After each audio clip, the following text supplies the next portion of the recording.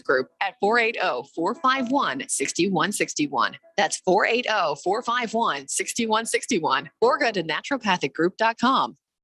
When it comes to covering the high school sports scene in Arizona, AZ Preps 365 has all the answers. Every Saturday morning from 8 until 10, they break down games, interview the newsmakers, talk with coaches from around the state, and stay up to date with what's happening with prep athletes and breaking news from the Arizona prep scene. It's AZ Preps 365, 8 till 10 Saturday mornings on 1580 and 99.3 The Fanatic, and always on at 1580thefanatic.com. UFN Tempe, also transmitting on K25CD Phoenix at 99.3 FM and K240 Rolling Hills at 95.9 FM. All right, people, settle down. Because it's time. Time for what? Showtime. When does it start? Right now. 3, 2, 1. Let's get on with the show. Let's do it.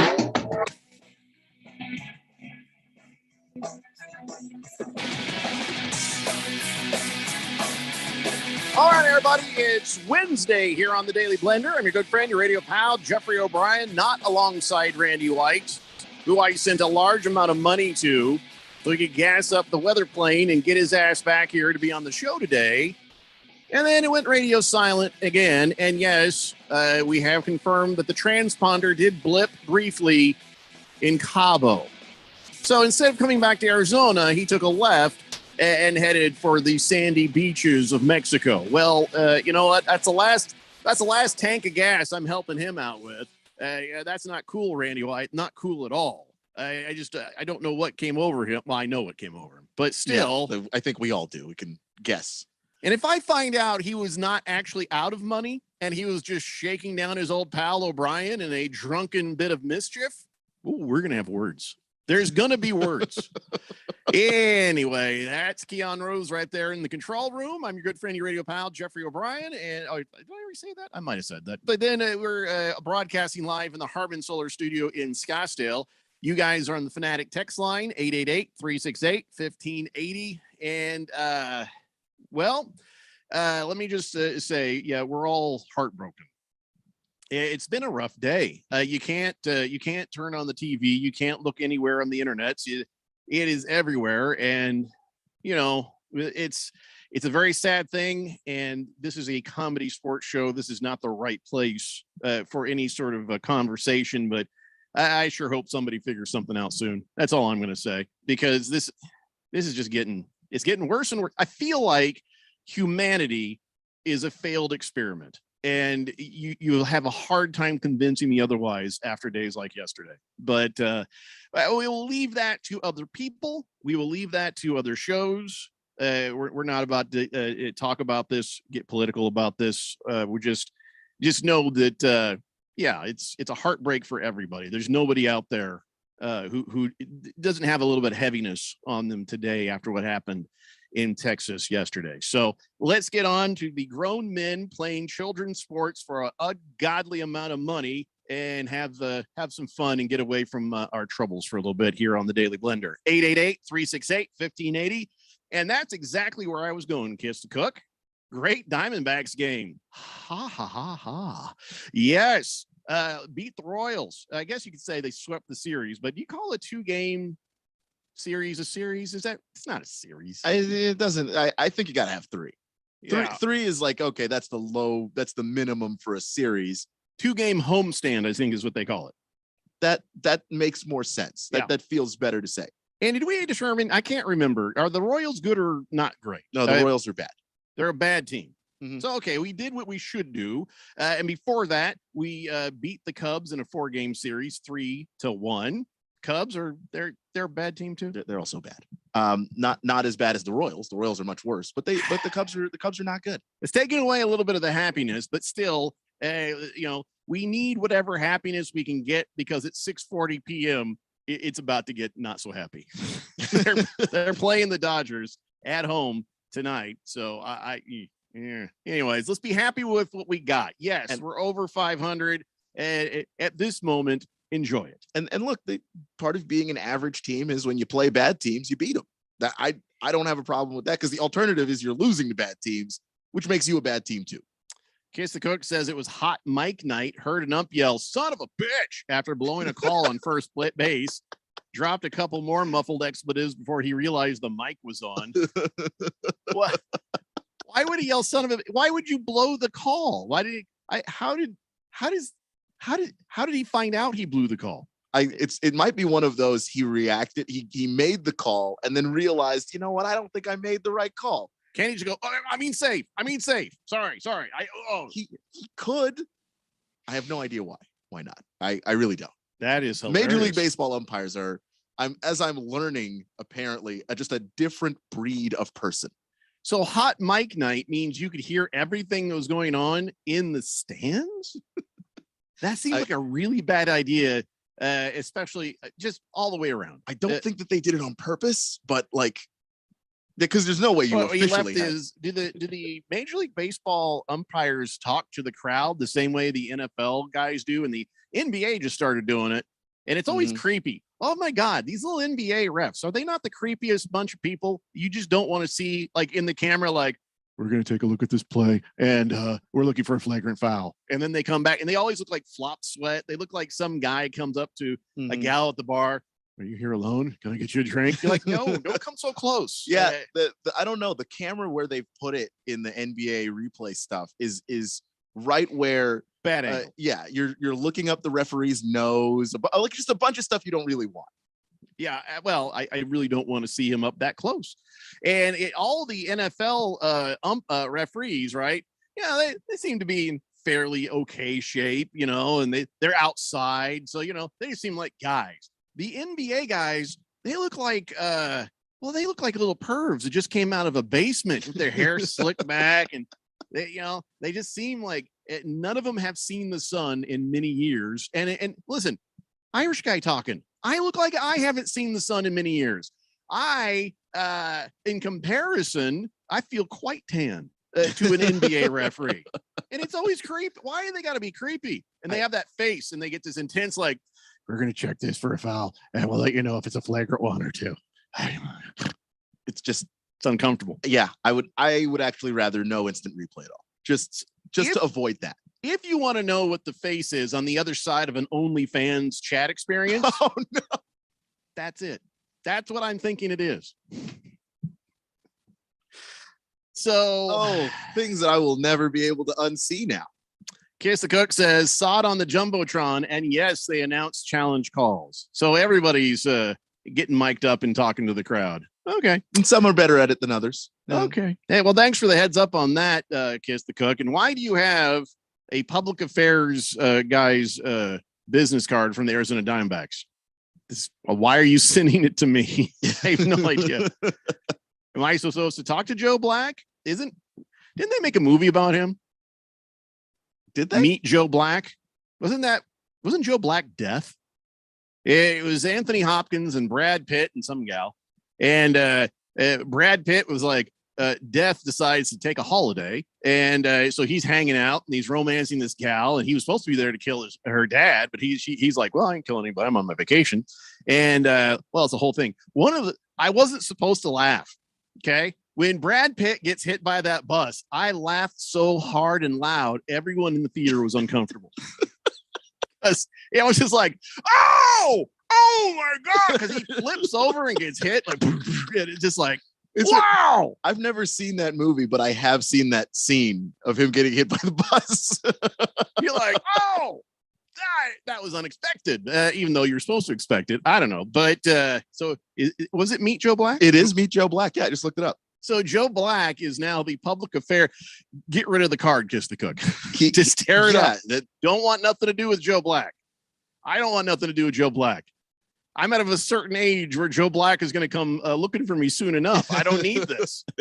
Wow. Yeah, so some of us are maybe a taco or two away from meeting Joe Black. We don't want that. Yes, please.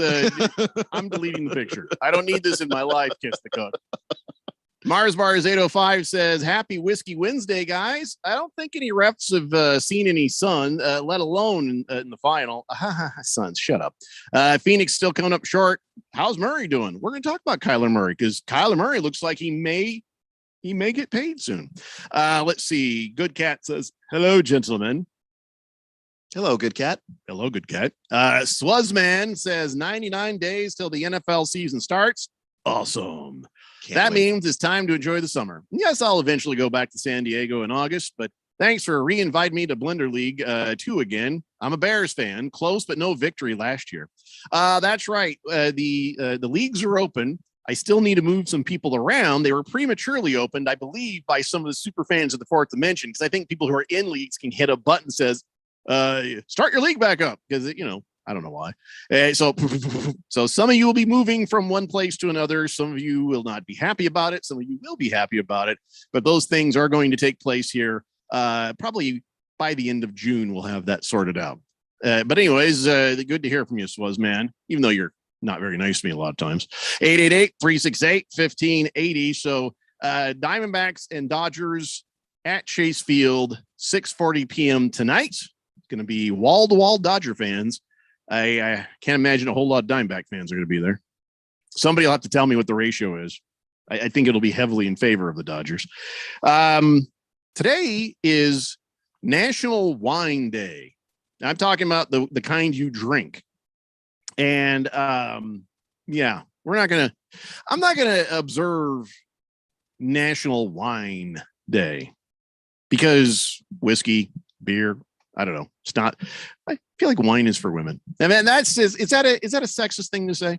It might be. Maybe wine is for women. Women love wine, and there's nothing wrong with that. And there's men who like wine too. It just doesn't seem like a very manly drink to me. But manly men throughout history have drank wine, so it's my hang up. It's not even a thing. But I don't want to talk about wine because all I know is that wine went into actual production in like 4900 BC, and then of course it took America to put it in a box. But still, as we do. So a lot of people like wine, but I'd rather do something different with Wine Day. Can we have I'm going to give you this opportunity. If you want, no, forget it. Because I think whining is unmanly too. I'm just say, if you want to whine about the condition or situation of one of your teams, no matter what sport it is, I would let you do it right here and right now and not call you a whiner for it. But then I'm just like, I don't know. I'm a Washington fan. That's like every day of my life is me whining about something that my team or teams have done. That's just, I don't think we should do it. Should we do it? Should we I'll tell you what, for the rest of this segment, I'll open it up for you guys if you wanna. Not sure if this is a good idea. I might actually end up hating this idea, even though it was my idea. It's like, it's not very manly to whine, but whatever. Swazman says, sorry for being annoying at times. Jeffrey, you got a pretty good sense of humor. Hope you will last till at least this holiday weekend. You're very talented. you think I'm going to get fired by Memorial Day? Something I don't know, Swazman. I kind of hope I make it to the weekend myself. The Furia Roja says, go Dodgers. Kiss the Cook says, he says, yeah, I had a brief moment of silence for my friend before the game. 20 years ago, May 17th, he passes away. Cookie Womack told me Joe had passed when I noticed he wasn't in his usual seat. So I'm still, so he passed away 20 years ago or just recent? I'm a little confused by your text, Kiss the Cook, and I don't want to do the memory of Cookie Womack a disservice. So give me a little more explanation on that. 888-368-1580. So yeah, I'm not about the wine, but here's my go-tos: whiskey, Guinness. That's me. And I make fun of Randy for liking Coors Light. I make fun of anybody for drinking a light beer because it just seems like a watery nastiness to me. But again, I'm not going to judge. Well, maybe I will, but still, this, I can't tell. I wish Randy was here. I think I'm going to save this and ask him when I talk to him next, but I feel like it's a dumb idea.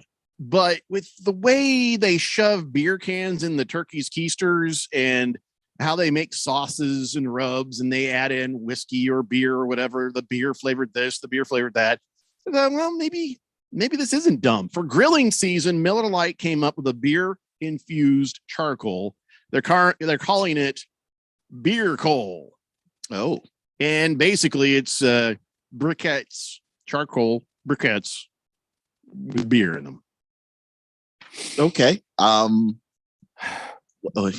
don't know enough about grilling to know what that's supposed to do. They say turn Miller time into griller time. I think they're just, I don't know if this is going to be good or not, to be honest. They announced it last minute, started selling them on the website yesterday, $12 a bag. They immediately sold out.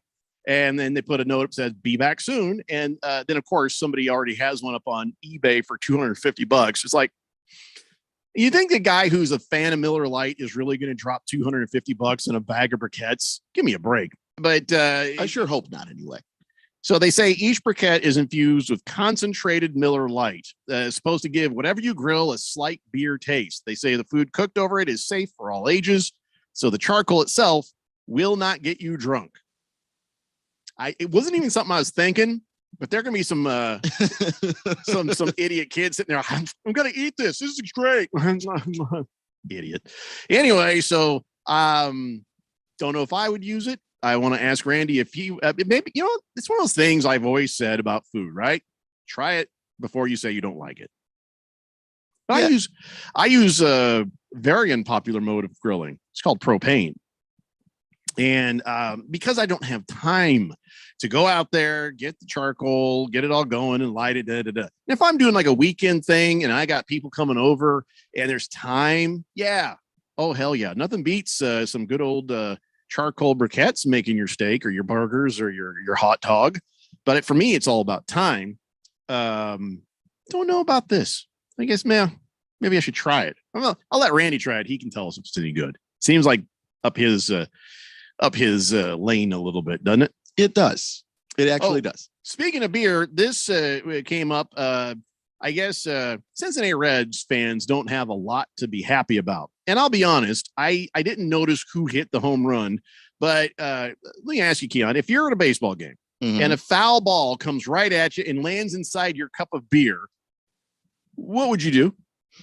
Would you then drink the beer and then get the ball out? Or would you be like, well, I'm not drinking that because that has been in everybody's hands on the field, sweaty, dirty hands. It's been rolling across here. It's got talc. It's got whatever foreign substance the pitcher might have put on it. Every nasty thing has happened to that ball before it got hit to you. And it's not even a home run. It was a foul ball. Right. Would you drink the beer like this guy did? The tradition is that you're supposed to drink the beer. That it's is a tradition there. I didn't realize there was a tradition around this. I've definitely seen it in a lot of places where the ball lands in your beer.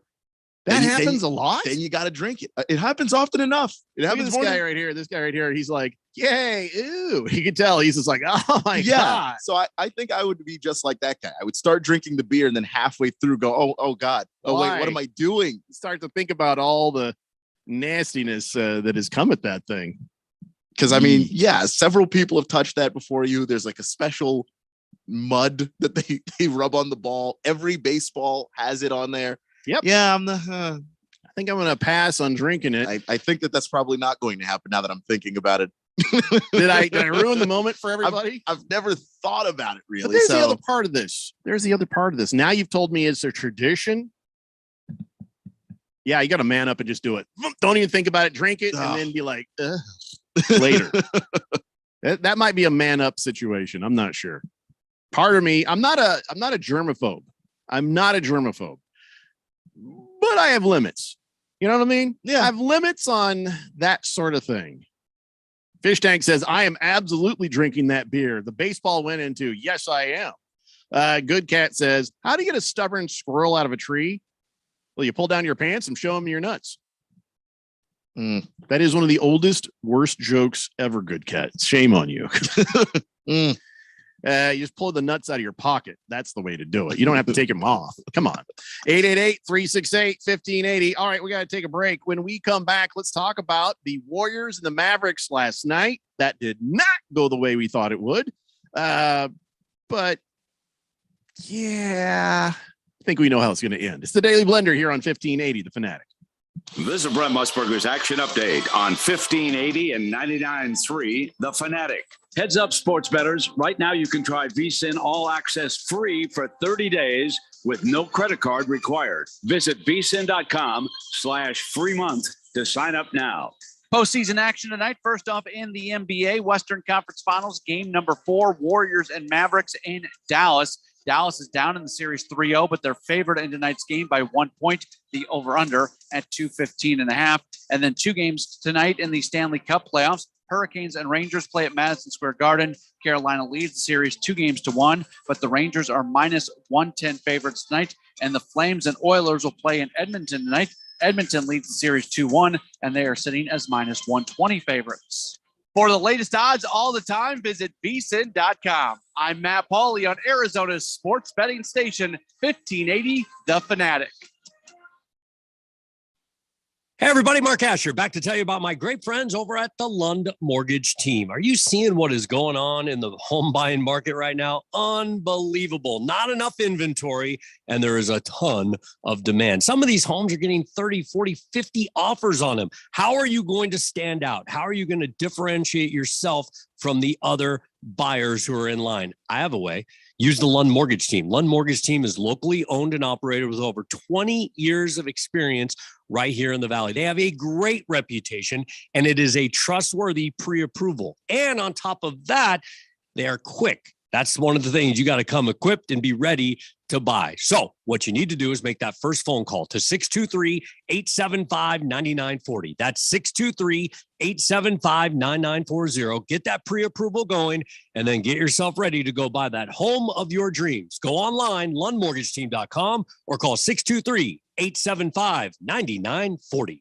Are you a planner? Do you like to plan ahead? Then, of course, you already have a plan to call Harmon Solar, right? Bruce Jacobs here. It should be at the top of your list to get solar now and enjoy huge savings next summer. Up to 85% on your monthly bill with zero down and no payments for 12 months. Then you can plan what to do with all that extra money. Harmon Solar is a family-owned, women-owned, local company that uses top-of-the-line equipment. Call Harmon Solar 800-281-3189 or go to harmonsolar.com. Come join the fun as Kasai Japanese Steakhouse presents its first annual Fire and Fairways charity golf tournament, Monday morning, June 6th at Silverado Golf Club in Scottsdale. Proceeds go to support Arizonans for Children, helping foster kids since 2002. Entry is just $150, includes contests, prizes, raffles, plus a fabulous lunch and drink celebration at Kasai Japanese Steakhouse in Scottsdale. You can help. They need sponsors, golfers, and prize donations. And you can win a 2-year car lease from Coulter Cadillac. Go to fireandfairways.com. That's fireandfairways.com today. When you run a business, you need to be in control. And while you can't control everything that happens in the world of business, you can definitely take control of your utility expenses with the help of Harmon Solar.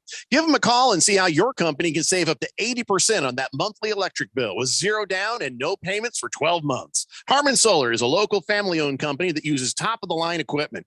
Call Harmon Solar, 800-281-3189. That's 800-281-3189. Or go to harmonsolar.com. 1580 and 99.3 The Fanatic is your exclusive home for the 6-time world champion Indoor Football League's Arizona Rattlers. All right, listen up. Tune in to The Fanatic for all the fast-paced, hard-hitting action. Listen as the Rattlers work toward the playoffs and their 7th world championship in team history. Let's keep it going. Arizona Rattlers football, exclusively on 1580 and 99.3 The Fanatic and at 1580thefanatic.com.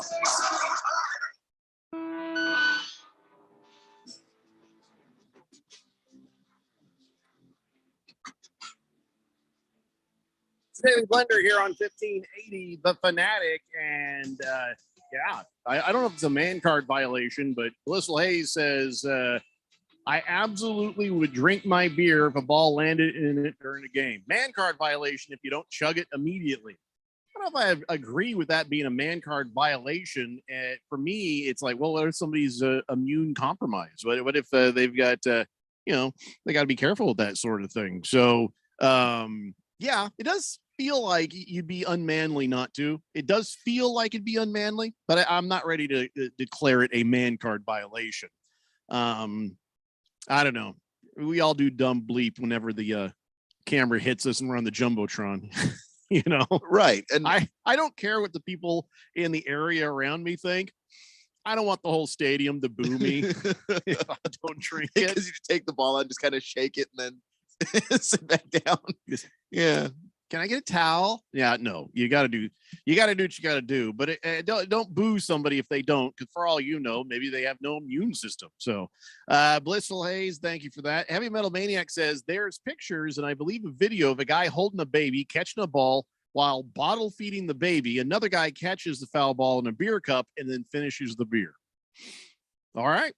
Fair enough. I mean, but you should know better than anybody else, Mr. Beer Vendor. Is that truly a tradition, and B, something you see a lot? Is it people just all they have is their beer cup and they're catching it with it? Because this guy didn't try. This thing just went bloop right into his beer cup, which wasn't even in his hand.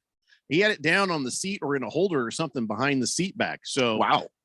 He was just like, and the other guy's like, oh my God, it went in your beer. And he's like, oh yeah, it did go in my beer. I have seen people catch it in their beer on purpose. Like it's coming for them. They've got the beer.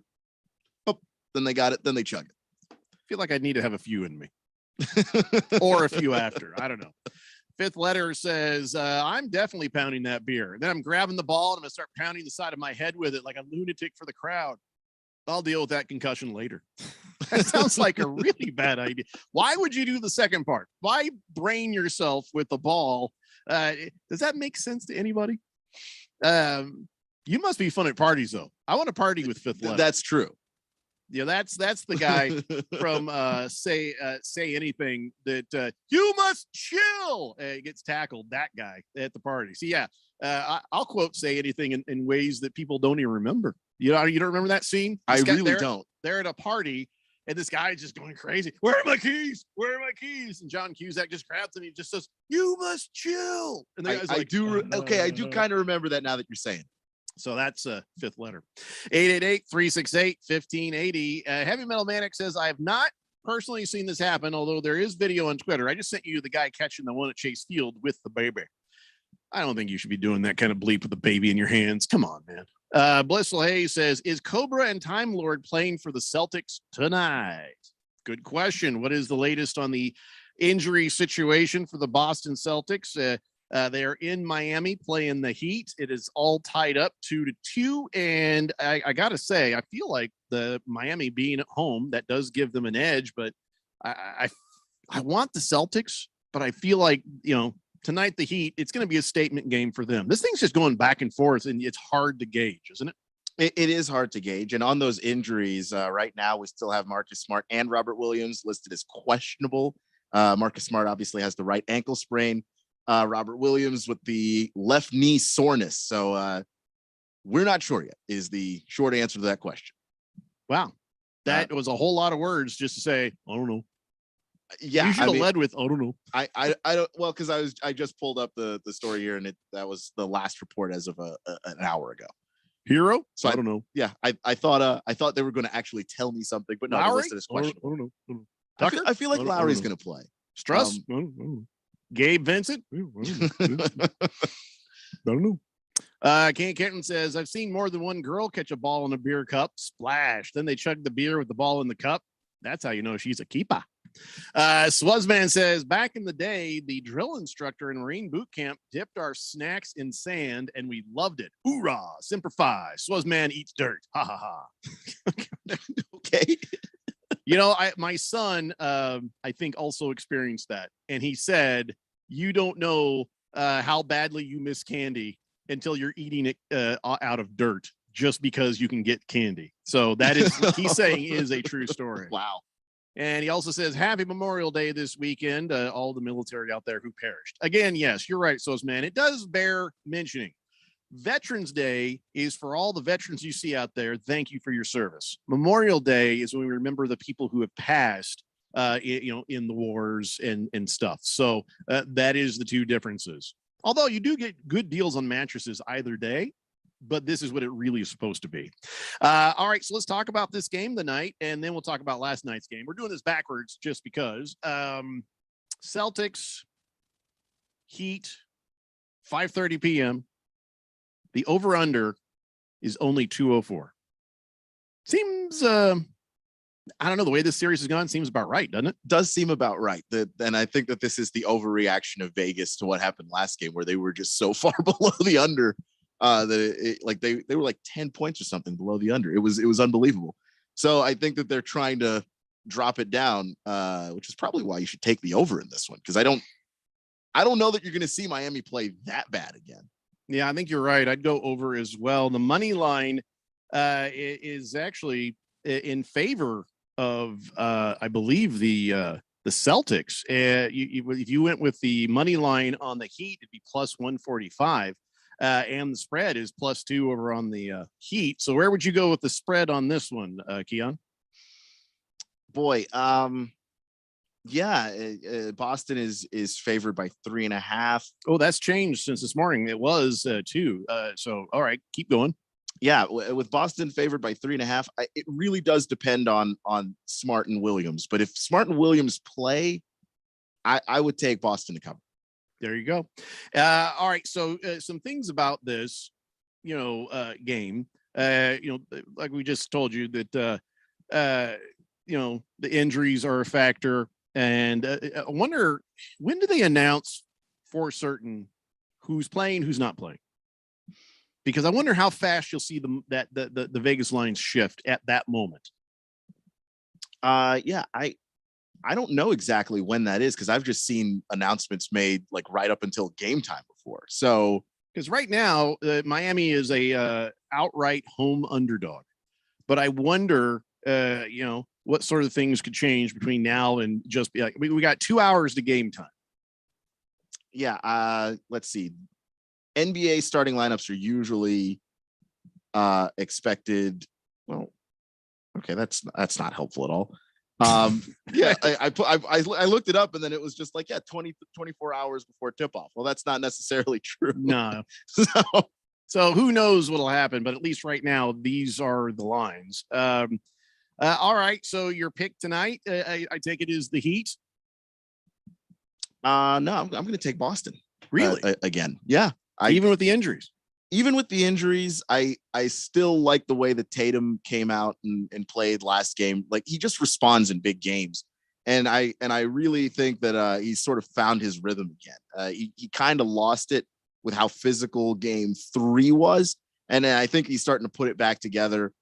So I like where Boston is. I don't like where Miami is shooting the basketball. I don't think that they're going to play as bad as they did last game, but I just don't think that there's a massive improvement there for who they have shooting the basketball outside of Jimmy Butler and a really good Bam game. I haven't really seen the consistent offense out of Miami to say, yep, Miami's got this game. Boogerwolf says the only man card violation today is Jeffrey listening to Alanis Morissette, Cranberries, and Def Leppard while he gets pumped up. Okay, first off, if you think I get pumped up to come out and do this show, you are sadly mistaken. No, none of those are in my playlist. I mean, if the Cranberries pop up in a mix or something, I'm not like screaming over to change the channel, but I'm also, you won't find them in my Spotify playlist or nothing. And all of that is boo-boo, Boogerwolf, just like your face. 888-368-1580. Mars Bars 805 says Tatum is tearing it up. And then he says, go Duke. You realize Duke is not playing tonight, Mars Bars. And I don't care where Tatum's from. Yeah, he played at Duke. That's Did you know who else played at Duke? And I hate his face. I hate his Grayson Allen face. He played at Duke. Hate him. Hate him from the time he was at Duke. I don't even follow college basketball, especially not when he was playing. I don't follow it that closely. And I knew enough about him to hate him. Yeah, he was a dirty player even back then. They were making highlight reels of look at how dirty Grayson Allen is. It's a filthy, filthy bastard. And I can't believe he made it to the NBA. I was just like, God, I hope he doesn't make it to the NBA. I hate this kid. He's a good basketball player. Like, he's a solid player. So he's going to make it. Don't compliment him on this show. I don't want to. Just his skills. But I'm telling you, that's what got him to the league, because it's not his personality. You, Coach K. You did this. You did this. Stupid Grayson Allen. All right. So we'll give you updates on what happens with the injury reports. And then, of course, when the game starts later, we'll occasionally tell you what the hell's going on. But Celtics Heat, 5:30 p.m. It's on the ESPN. So, good luck with that. so glad that. So was that really going to be TNT's last show of the season? If the Warriors, when they do beat the Mavericks, then that's it for the season for the TNT guys? I believe so. Yeah, they got the Western Conference Finals, and then they don't have the finals. That kind of ruins basketball for me, right? Oh, does it? They should always have somebody needs to make a call. Yeah, I would love to see them have the finals, because they're just better at doing the basketball games, the pregame, postgame, Kellen Harlan, Roger Miller, play by play. Yeah, I just think the whole production is just better from top to bottom than ESPN, even though ESPN's not even bad. It's just TNT's been so good so long. Makes them look bad. Yeah, it makes them look bad by comparison. Yeah. Yeah. I tell you what, I don't want it to be over, but that just does mean we're that much closer to what? Football. Oh man, I can start to smell it. I can't wait. I cannot wait. We'll talk about football a little bit later. Let's talk about what happened last night. It must have been raining pretty hard in the city of Dallas, because the roof was leaking. Who owns that place? Who's the landlord of? Does Mark Cuban own that arena, or is it somebody else? It's American Airlines Center, but it's Mark Cuban's stadium. Yeah, they showed shots of Mark Cuban looking all like upset when they had to stop and delay everything so they could plug a hole and get some Flex Seal on that ceiling and get some towels on the floor and clean it up so the players could play. And they kept shots of him. He's sitting there looking all mad, and I'm sure in his head he's like, why just have to happen today? Why today? It's like, it's on you, buddy. You're the landlord. Okay. I guess you're a stadium slumlord, Mark Cuban. Maybe you got to take care of your place, but you're on TV now, so you got to fix that damn thing. They had guys up on up in the roof, scaffolds, like a guy with a safety harness on it, and they're just like shoving, like, I'll put my finger here for a while. That'll do it. Yep, just plug it. Yep. So that was, it's weird to see a rain delay for a basketball game, isn't it? It's the most bizarre concept. It's an indoor sport, and we have a rain delay. And this is actually the second rain delay that Dallas has had this season. 21-year-old place. So maybe what you got to do is call up the guy with a Scottish accent here in town who fixes roofs. I don't know if he's still doing it, but get his ass up on that roof and maybe put a coat on, just a coat, just a little something. Mm-hmm. Or you better have rolls and rolls of that Flex Seal stuff on hand, or else this is going to keep happening. But as far as the game goes, a couple of things about this that are interesting. Well, you see what happens when the shooting for the Golden State Warriors goes bad and the shooting for the Dallas Mavericks goes well. That was a huge chasm between the two. And I think the adjustments in game were not done quickly enough. And it just got out of control real fast for the Warriors. But then you saw them starting to kind of climb back. At halftime, I knew there's a pretty good chance they're going to start to claw back. And they came within 8 of clawing all the way back. And you're like, ooh, something could happen. A lot of people are saying the mistake that Steve Kerr made was not putting his starters out sooner. I say he should have left the guys out there who were getting it done until they started to absolutely fail, because they were getting it done. They were. The thing that was weird to me about this game too was I just didn't see the sense of urgency from the Warriors to begin with. I think it was FedFan yesterday that mentioned that Steph Curry was saying that this was a throwaway game, which you hate to think about it in that regard. But when I looked at who was on the floor really early in the game, it was Jonathan Kuminga and Moses Moody, who I think are going to be really great players for them down the road. But those guys don't play tons of minutes for this team normally. What if Steve Kerr pulled those guys off the floor and put the starters back out because he didn't want to win in Dallas? Steve Kerr, you son of a bitch. It feels that way. Like, it just feels like they don't respect the Mavs at all. He's got his mask on there and he's talking to the assistants. You can't see his saying. I'm sad that he's saying, well, these guys are going to screw around and win this thing. Get the other guys back out there. They know the plan. Stat. I hope that's not what it was, because, man, those bench players were chipping away. Jason Kidd got nervous enough to send Luka back out, and they were still doing pretty well, even with Luka out there. So Yeah, I don't want to jump on the NBA's rig thing with you guys, but I think that maybe Kerr and the Warriors took their foot off the gas because they wanted to finish this thing in San Francisco. And I hope I'm wrong, but it kind of looked that way. I mean, you're more of a studied basketball fan than I am, Keon. What did you say?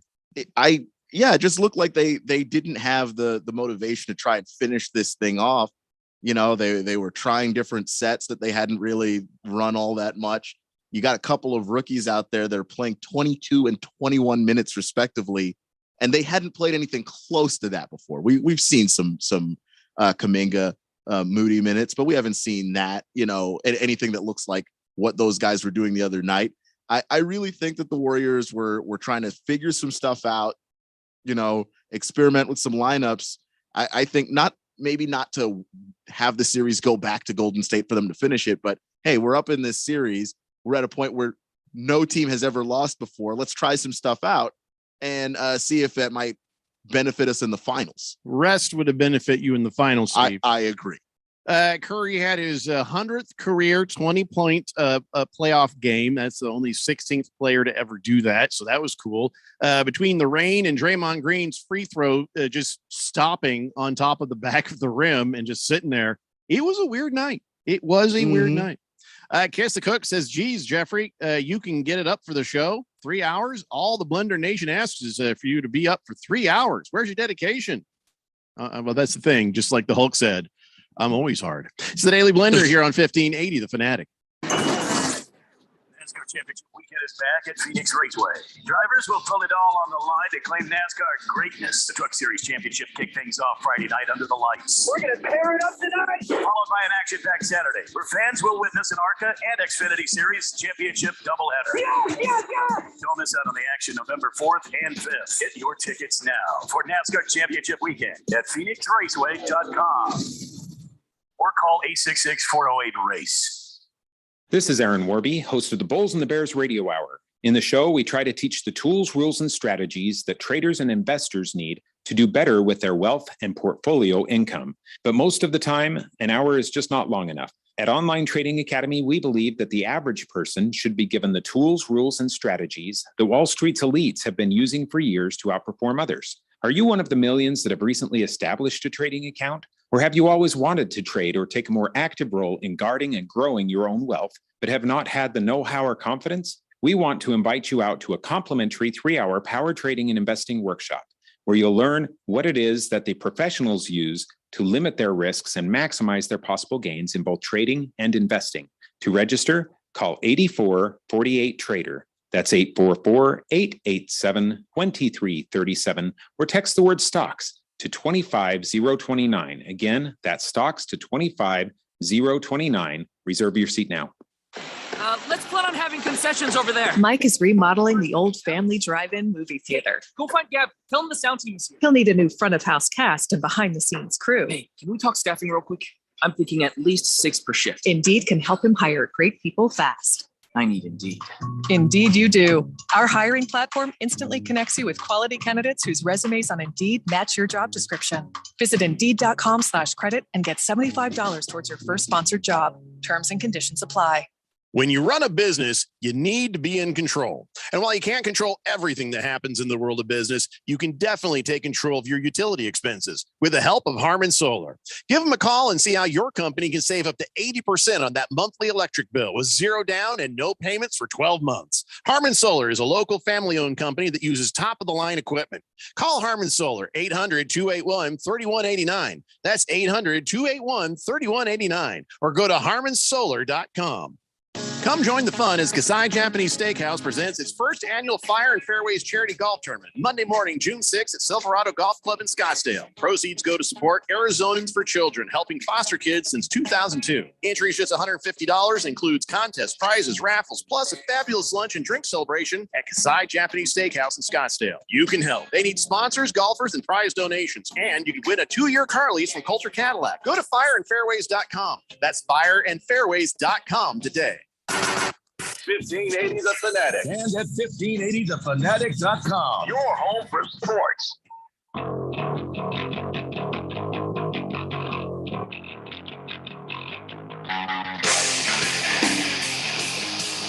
Daily Blender here on 1580, The Fanatic. I think I realized something. I may have a problem with candy.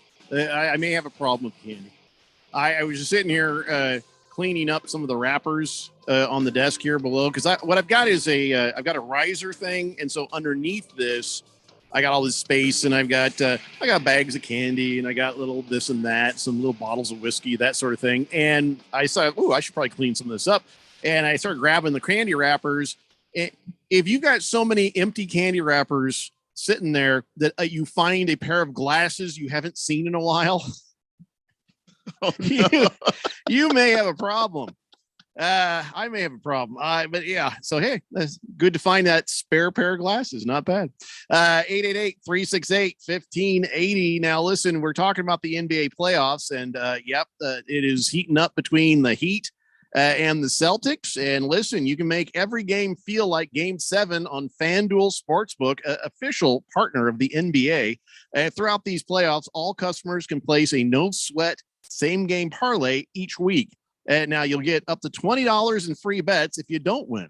FanDuel has so many ways to play, and best of all, when you do win, you'll get paid faster than a fast break. If you're new to FanDuel, just download the FanDuel Sportsbook app and sign up with promo code Randy1580. Get your first bet risk-free up to $1,000. Again, that is promo code Randy1580. That's got the Good Housekeeping seal of approval. It is also the Smithsonian has inducted it into its museum as the best promo code ever. Wow. Can't argue with those eggheads. No, you really can't. When have they been wrong? Randy 1580. It's all you got to remember.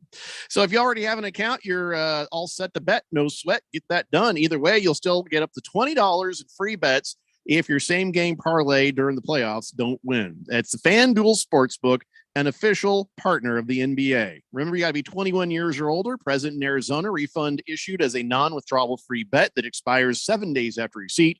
Maximum free bet, $20 per week. Restrictions apply. See full terms at sportsbook.fanduel.com. If you got a gambling problem, call 1-800-NEXT-STEP or text NEXT STEP to 53342. There you go. 888-368-1580. Fed fan says, I told you. She did. I told you that if 4 of the Mavericks players hit their threes, Dallas would win the game. Well, I know they had 20 3-point shots. How many was it for their players, really? She says the bench players for the Warriors actually played better defense against the Mavericks than the starters did. Yeah, and I think Steve Kerr should have left him on the floor. If he hadn't messed with that lineup, they may have made it back. I mean, they certainly, if nothing else, made it interesting. Yeah, I mean, because if you look at the plus minus numbers, which is just basically how much you've been outscored versus how much you outscored the other lineup on the floor, all of the Golden State starters are in the minus. They got outscored significantly. But the bench guys, most of them are in the plus. That's pretty telling. Wow. At halftime, I knew as I was watching it, I was like, if Golden State just really starts to chip away at it and make a run at this, that they could actually pull this off. And then it started happening. I'm like, holy crap. There's no way the Mavericks survive the series. There's no way. Does anybody out there really, truly believe that the Mavericks can win the next 3 in a row? I sure hope not, because they're a streaky shooting team. Oh, wait, Luka Doncic does believe. Well, he's supposed to.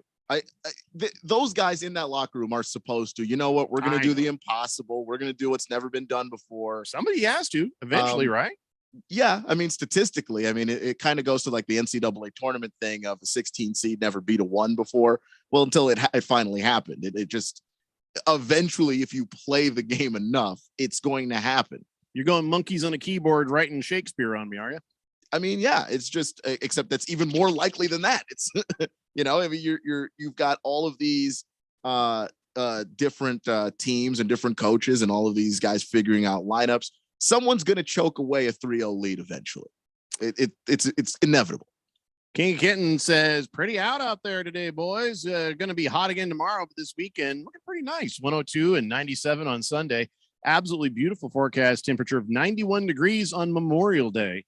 You are correct. So right now it's uncomfortably warm. That's the Arizona take on it. It's uncomfortably warm. It's not hot till it's 110.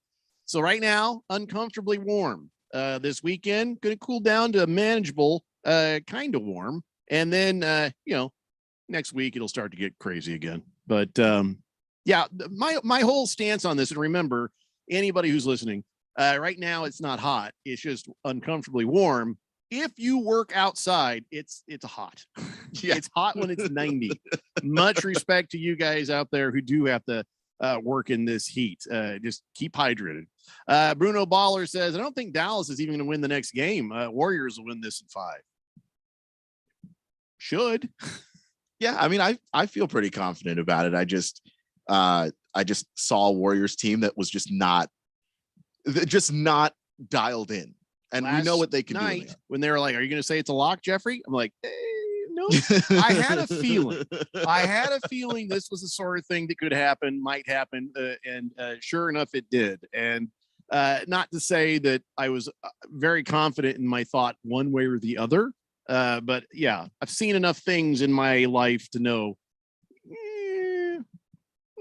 Don't count them out at home. Don't count anybody out at home.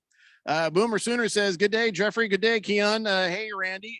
Jeffrey, can I get a cold beer? It's a little over 100 degrees up here in the North Valley. Could you give me a little Boomer Sooner since my buddy's away? Boomer Sooner. How's that? And yes, Keon will get you that beer. Yeah, Randy's cost me a lot of money.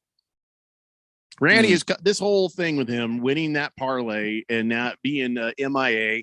I'm having to make excuses and having to cover for him. He asked for me money and I sent it to him. And then did he come home? No. Well, I mean, he made a short stop, I guess, in Cabo. Oh, I can't wait to hear his story and excuses. But I'm a little grumpy. I'm not in the mood to sing no damn song, period.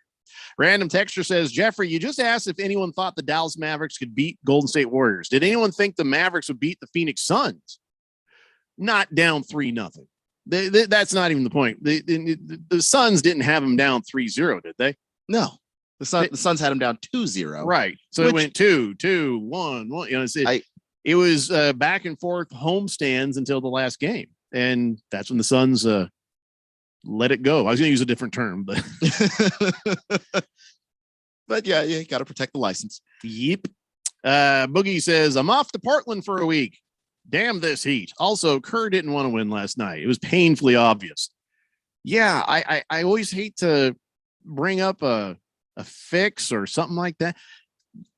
Yeah, they call that the gentleman's sweep, right? Yeah, I don't know if it's that he didn't want to win so much as he didn't care to. It just negligence. I'm going to experiment with stuff and toy around with stuff right now and try and figure some things out instead of focusing on winning the game, which is this is how Golden State operates. And they've had results with it. It's like I hate that, but I can't tell them anything. What can you say to them? Bruno Baller says tomorrow's Thursday, so even if Randy would come back tomorrow, he'd be able to be here for 2 days and then get another 3-day weekend for Memorial Day. He might be stretching this out to a vacation, and well, he's not getting any comp time for this. He ain't getting any. No. We're it's already obvious what just happened, so he'll take his lumps. Big George says, "Hello, gentlemen. Happy Wednesday. With Randy being gone for so long, I think FanDuel's promo code might need to be changed." No, it's his. This is his. This is his. I wouldn't do that. I'm filling in just like I would for anybody else. And but between him and I, yeah, you probably should cut me in on something later on. You know what I'm saying? Mm-hmm. It would only be fair. I'll be lucky to get my money back that I sent him. Okay. The islands in Cabo do certain things to your brain. I may never see that money again. Why are you guys trying to bring this up and aggravate me? Random texter says, Jeffrey, if you're having a hard time getting Randy home, spending money, I'll be valid part of Fourth Dimension. I'll offer up some frequent flyer miles to get him back home. Yeah, that's not really the issue. You know, it's not that he can't come back. He's just not. It seems like he doesn't want to. He's like Steve Kerr last night with the game. It's not like he can't win this. It just didn't seem like he wanted to. 888-368-1580. So they announced the all NBA teams. Now, remind me, how do they figure this out? Who votes on this? Is it the players? Is it the coaches? Is it the people? Is it a small village in Maryland? I mean, how do they figure out who makes it on to the NBA, all NBA teams? Same people that vote for the MVP and all the other awards. It's the media. It's the media. The media votes on all of this stuff. So hey, at least it's consistent with, I guess, the other awards that are out there. Because I know. So Devin Booker got on first team. All right, fair enough, right? But Chris Paul, he's on third team. That seem right to you? I mean, yeah, he disappeared at the end of those last few games.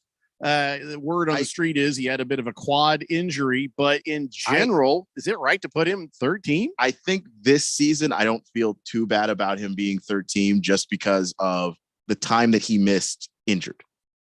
The way he was playing when he was healthy, when he was there.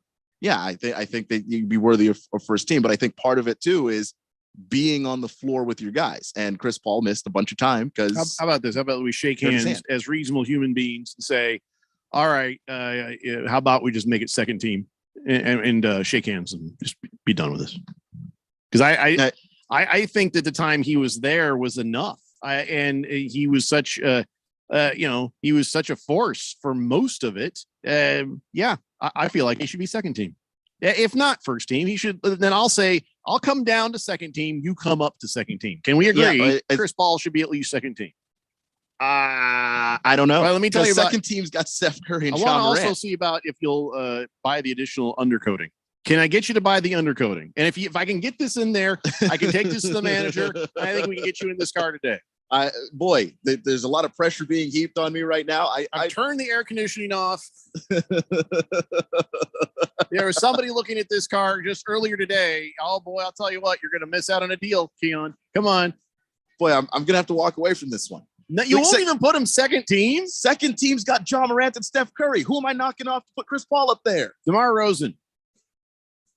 He's listed as a forward, though. Don't care. It's the first name my eyes hit. I'm going with DeMar Rosen. Fine. I don't know. Kevin Durant hasn't done anything interesting. Yeah, he's a forward too. All right, forget it. Anyways, we got to take a break. When we come back, we've got a bunch of other stuff to talk about, including, as God is my witness, we will talk NFL quarterbacks. It's the Daily Blender here on 1580 The Fanatic. Hi, this is Nick LaCapria with the Daily Sports Quiz. Well, in its history, the NFL has had some great teams and teams that come out with real special plays. Do you know what NFL team was the first team to come out with the Wildcat offense? The answer coming up on the Daily Sports Quiz.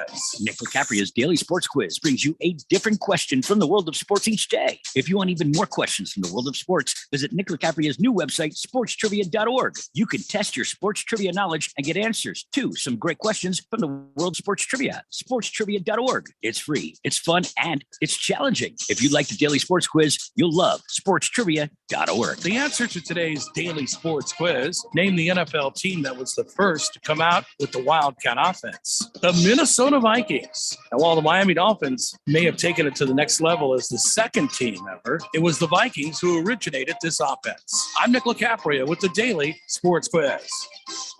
Business people like it straight and to the point. So here it is. Bruce Jacobs here to tell you take control of your utility expenses by calling Harmon Solar right now. They can save up to 80% on that monthly electric bill with zero down and no payments for 12 months. Level your energy costs, protect yourself from inflation. How's that for straight and to the point? Here's more. Harmon Solar is a local family-owned company that uses top-of-the-line equipment. Call Harmon Solar 800-281-3189 or go to harmonsolar.com.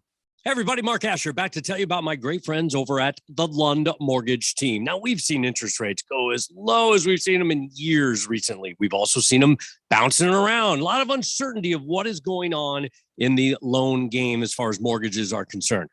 That's why I lean on my friends at the Lund Mortgage Team. They have been in business for 20 plus years here in the Valley. They only lend in Arizona. They are trusted. They'll get you that reliable quote. And if you're thinking about refinancing, whether it's to just lower your rate, maybe lower the terms of your rate, maybe down to 15 or 20 years, or if you're like, hey, we got a lot of debt on the side, we got some problems going on, we want to consolidate debt, or I've always wanted a pool.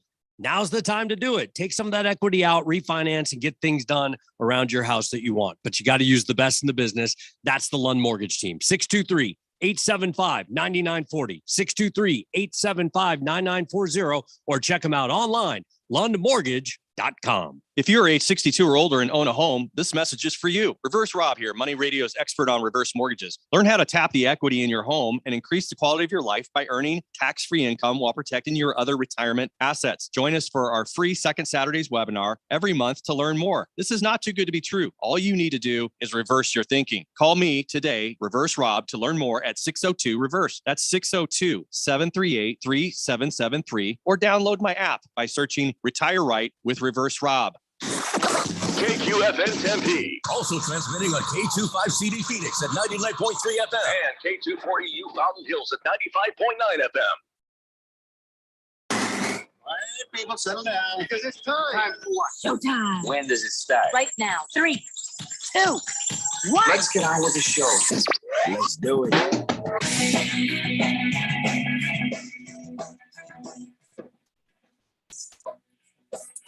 All right, everybody, it's 4:00 here on the Daily Blender. I'm your good friend, your radio pal, Jeffrey O'Brien, alongside not Randy White. He was supposed to come home. I sent him the money, and instead, now the transponder on the jet has flickered on Cabo. We're pretty sure he's down there enjoying himself even more on my dime now. Hooray. I don't know when he'll be back at this point, but hopefully sooner than later, because once he comes back, I'm going to take some time off. You know what I'm saying? Yeah, that ain't fair. But whatever the case, well, he'll be back sometime. Keon Rose is in the control room, and you guys are on the Fanatic text line, 888-368-1580, as we broadcast live in the Harman Solar Studios in Scottsdale. And Mars Bars 805 is saying, "Go Raiders." You know what? Tip of the cap to the Raiders, and we'll talk about why a little bit later. Boogie says, kids wanted Sprite, so I went to the store to pick up a 6-pack. Got home and realized I picked up 7-Up. I'll see myself out. I mean, it's a difference. Yeah, they're very similar sodas. Yeah, what's the difference? If someone poured you a cup of 7-Up and a cup of Sprite, you would not know the difference. Yeah, that's what I'm saying. Is there a taste difference? There might be a slight taste difference. Very slight, but I don't. Would kids know? Like if you just poured one kid a cup of 7-Up, yeah, are they going to drink that and go, I don't know that's Sprite though? You hand them the drink. That's not Sprite. You shut up, you little weasel. And then you walk out of the room and make them cry. And they're like, well, then rehydrate, drink that damn drink I gave you. Okay. I don't think that here's my thing. I don't drink Mountain Dew anymore, but when I go out with my wife to like a Mexican food restaurant or something like that, I will always, she'll get herself a nice margarita, and I'm driving, so I'm a responsible human being. I ain't gonna drink. So then I say, I'll have half lemonade, half Sprite. It's the Jeffrey Palmer. That's what I call it.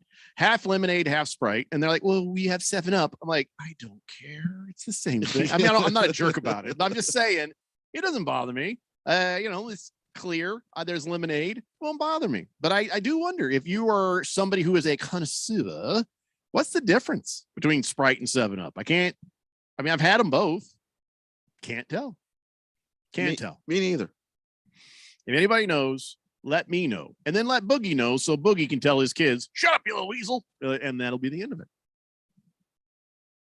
Sounds like a plan. I still feel like Boogie shouldn't, you don't have to call your kid a weasel, just tell them to drink it. If you haven't called your kid a little weasel at least once in their life, I don't think you're really parenting right. Kiss the Cook says, when Randy was in Egypt land, let our Randy go. I know I didn't sing that right, but I also don't understand the connection. 888-368. The problem is that we did let Randy go. He's not coming back. Can't stop. Won't stop.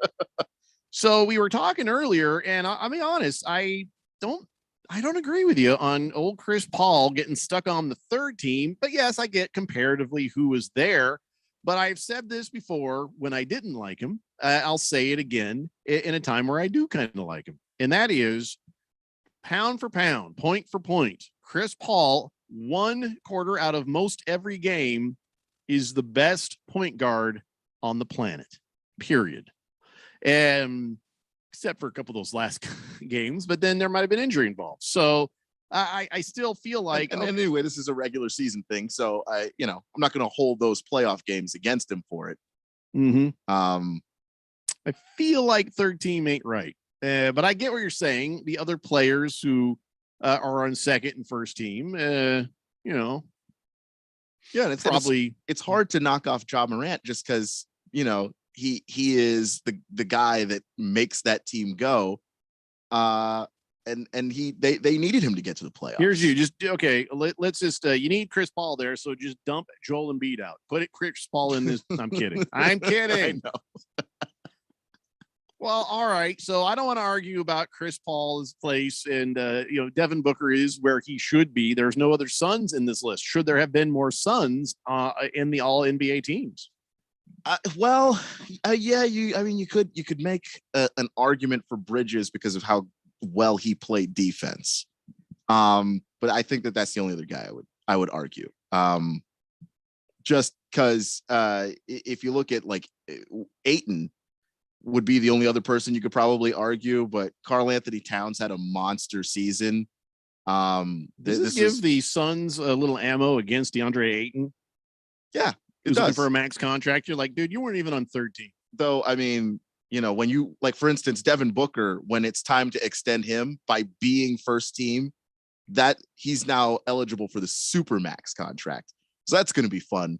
Good luck paying those bills. a few years down the road when that conversation gets to come up. But yeah, he's eligible for that super max. So like when it comes to DeAndre Ayton, by not making these teams, the amount of money he could have made, that's not going to be there.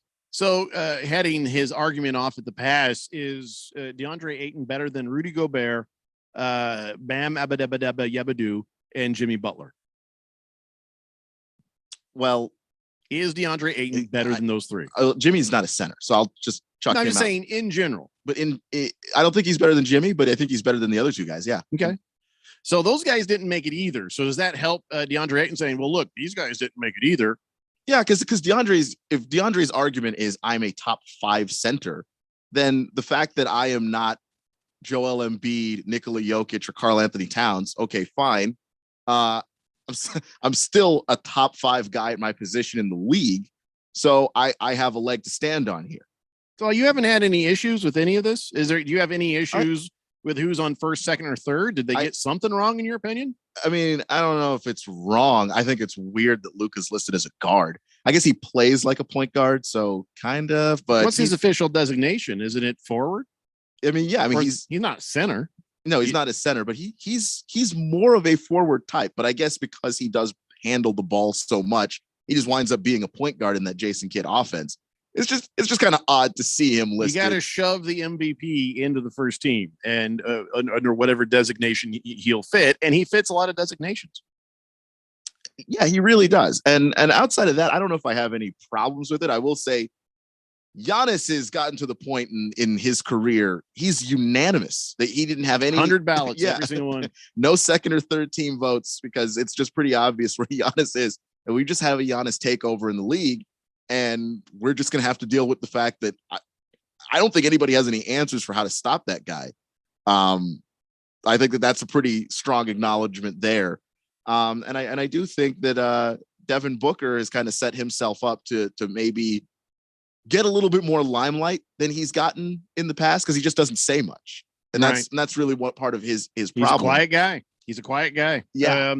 All the players that were named to first team, 27 years old or younger. They say that's the first time it's happened since 1955. Is this relevant to anything, or is it just happen to be that's who the best players are? Because, I guess a lot of times you get seasoned and you get better and you end up taking that spot in the in that upper rung. So what does this tell us, that these are all youngins? It just sort of tells us that the new guard is in for the league. Like the guys that are going to be running the league for the next 10, 15 years, you're looking at the list. Luka's going to be around forever. He's not going anywhere. Giannis is going to be around. He's not going anywhere. Jokic, we haven't even seen the best of Nikola Jokic because Jokic has been without his running mate Jamal Murray. That he's not going anywhere. And I do believe that Devin Booker has kind of vaulted himself up into that superstar status, and I hope he gets to stay there. And I hope that there are some more championship, NBA Finals runs for Devin Booker in his career, just because he's in that group of guys, which I would say that first and second team group of guys that they're not going anywhere. These guys are going to be established players for a long, long time. Well, I just, as with the MVP, if it's the same setup, we got to get out of the hands of the sports writers. I don't know how much you have against this list, and maybe they got this one more right than wrong. But I still say it should be players, former players, coaches, and sports writers. Diversify the field a bit, so you don't have a bunch of guys who have never played the sport, may have some sort of a grudge, may have some sort of a this or that. Listen, I know some sports writers and good guys, but I also know some bad ones. I know some Weasley little bastards who are just mad because they got pushed into a locker when they were 12, and now they're going to take it out on anybody they can. Kind of like a theater critic is a guy who can't act, and that's why he's salty about it. So, we need to diversify this field. Do sports writers have valuable input to it? Yeah, they can, but some don't. And the same thing with players, the same thing with, I say, spread this out a little bit and you'll have a more accurate look at who should be an MVP and who should be all NBA. And with that, I am now running for NBA president. You've got my vote. Where's the music?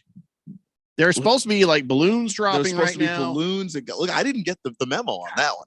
This is like the worst start to a campaign ever. Son of a bitch. I mean, wow. Random texter says Chris Paul was out doing that last end of the season, and the Suns kept winning without him. I think you had a bet about that, Jeffrey.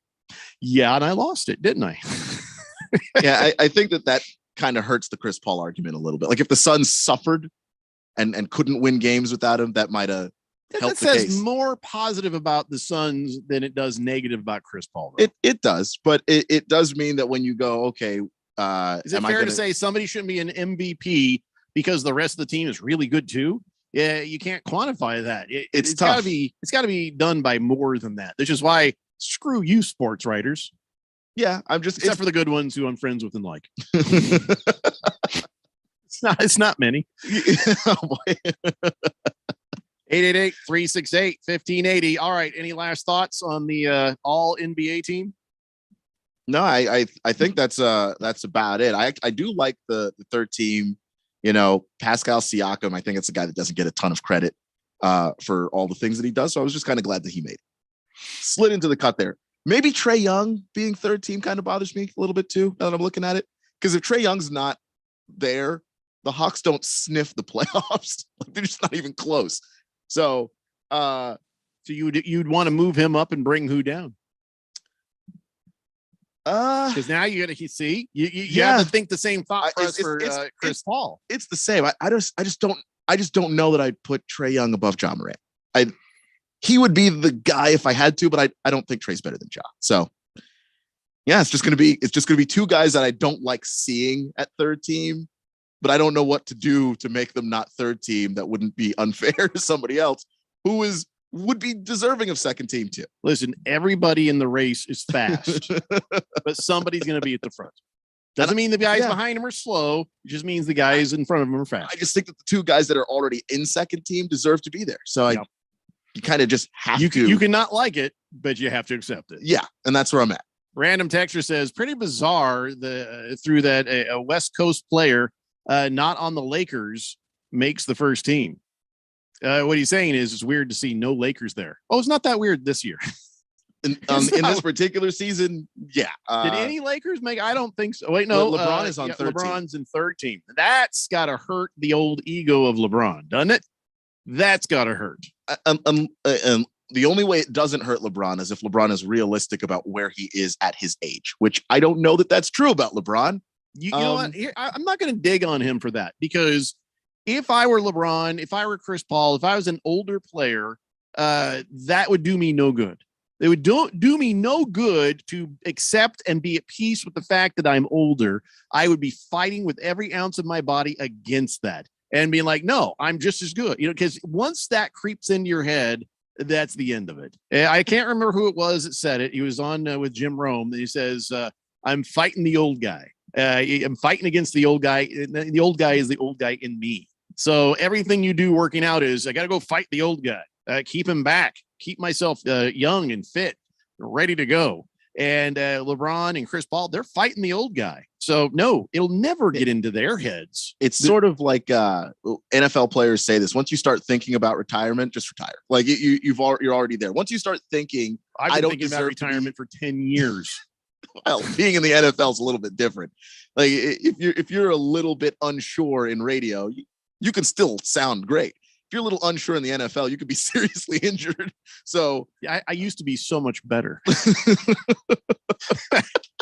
Just saying, I've been thinking about retirement. Just putting that out there. But yeah, once you start accepting, I'm no longer worthy of first or second team, you're not. Fed fan says, Trey better than Morant? What drugs is a person on that believes that rhetoric? I said I can't say that Trey is better than Morant. Oh, okay. I was going to say, why don't you just fill us in? What's in your medicine cabinet? That's what I said, that I want to move Trey Young up to 13, but I can't say he's better than Morant. So, what is in your medicine cabinet? What do you got? Just some ibuprofen. Yeah, that's about it. So I have ibuprofen and Tylenol, depending on what it is, because they say if you get the COVID, you can't take the ibuprofen. You got to take the Tylenol, because ibuprofen makes the COVID worse. So I got both. Deodorant, nasal spray for the allergies, my shaver, a little brush to clean up the hair so my wife don't get mad, and that's it. Neosporin. Okay. Got some Neosporin. No prescription drugs. What are you on? I don't have any prescription drugs. It's okay. You can tell me. No, I really am not on any. What illegal drugs are you on? What do you mean by that? Well, I don't know. It's a pretty simple question. What illegal drugs are you on? I mean, it was pretty clear. I don't know what you mean. I love that you're ducking the question. Fed fan says, I bet if Trey doesn't improve on his skills next year, he's probably reached his basketball potential right now. I don't think so. I think Trey has some more room to grow. But it's funny because the general manager of the Hawks was an executive in the front office of the Golden State Warriors. And he's been pretty clear that Trey Young is to be his Steph Curry. He said that pretty blatantly. But they don't use Trey Young the way the Warriors use Steph Curry. Like, a lot of times Steph Curry can bring the ball up the floor. But where Steph Curry gets to be really dangerous is when he doesn't have the ball, when he's running through a bunch of screens and making life hell for whoever it is that has to guard him. The Hawks should be doing that with Trey Young, because he gets beat up a lot by how much he handles the ball. Get him off the ball sometimes. And I think you'll actually see the ceiling of Trey Young increase. But until they do that, I just don't see what path he's got to do something different. Prison Wallet says, I heard some of your old shows from podcasts with different co-hosts. You are definitely better now, says Prison Wallet. Wow. Wait, you talking about Keon or me? No. Big George says, Jeffrey, I agree with you about sports writers. I'm not going to say his name out loud, but I have no opinion on that. He's naming a sports writer, saying he's an asshat.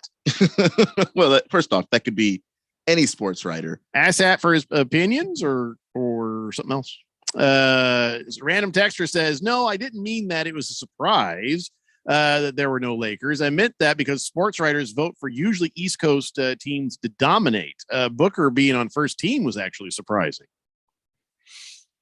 I guess, but I think that East and West Coast teams end up with more notice, whether you're ESPN or Fox or any of the other ones. But because those are just the big population centers, so that's where most of the sports writers live. Does he have something to it about it being even more East Coast than West Coast? Yeah, there's something to that, because like if you look at the East Coast, you got New York, That's 2 teams there. Big population center. You've got the Miami Riders, you've got the Philadelphia Riders, the Chicago Riders, the Washington guys.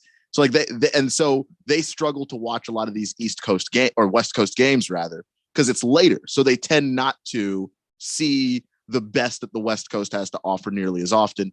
And so, yeah, they have, I think, a bias towards more East Coast guys.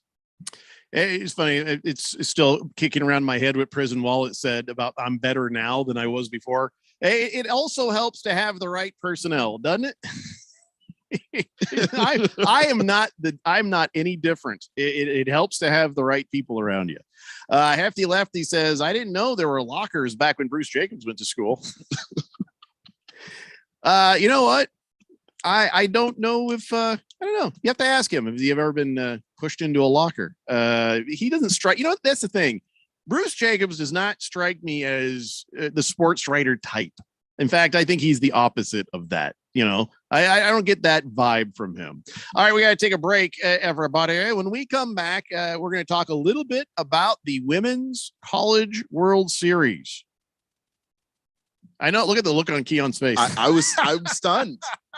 ASU's in there, so it bears mention. I'm not saying we're going to spend like a full hour on it, but I think we need to at least give props and maybe talk briefly about this, and then we'll move on to the real sports. It's the Daily Blender here on 1580 Fanatic.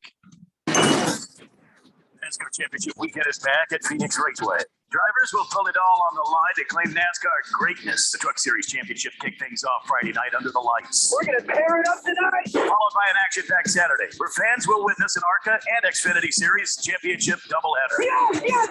Don't miss out on the action November 4th and 5th. Get your tickets now for NASCAR Championship weekend at PhoenixRaceway.com or call 866-408-RACE.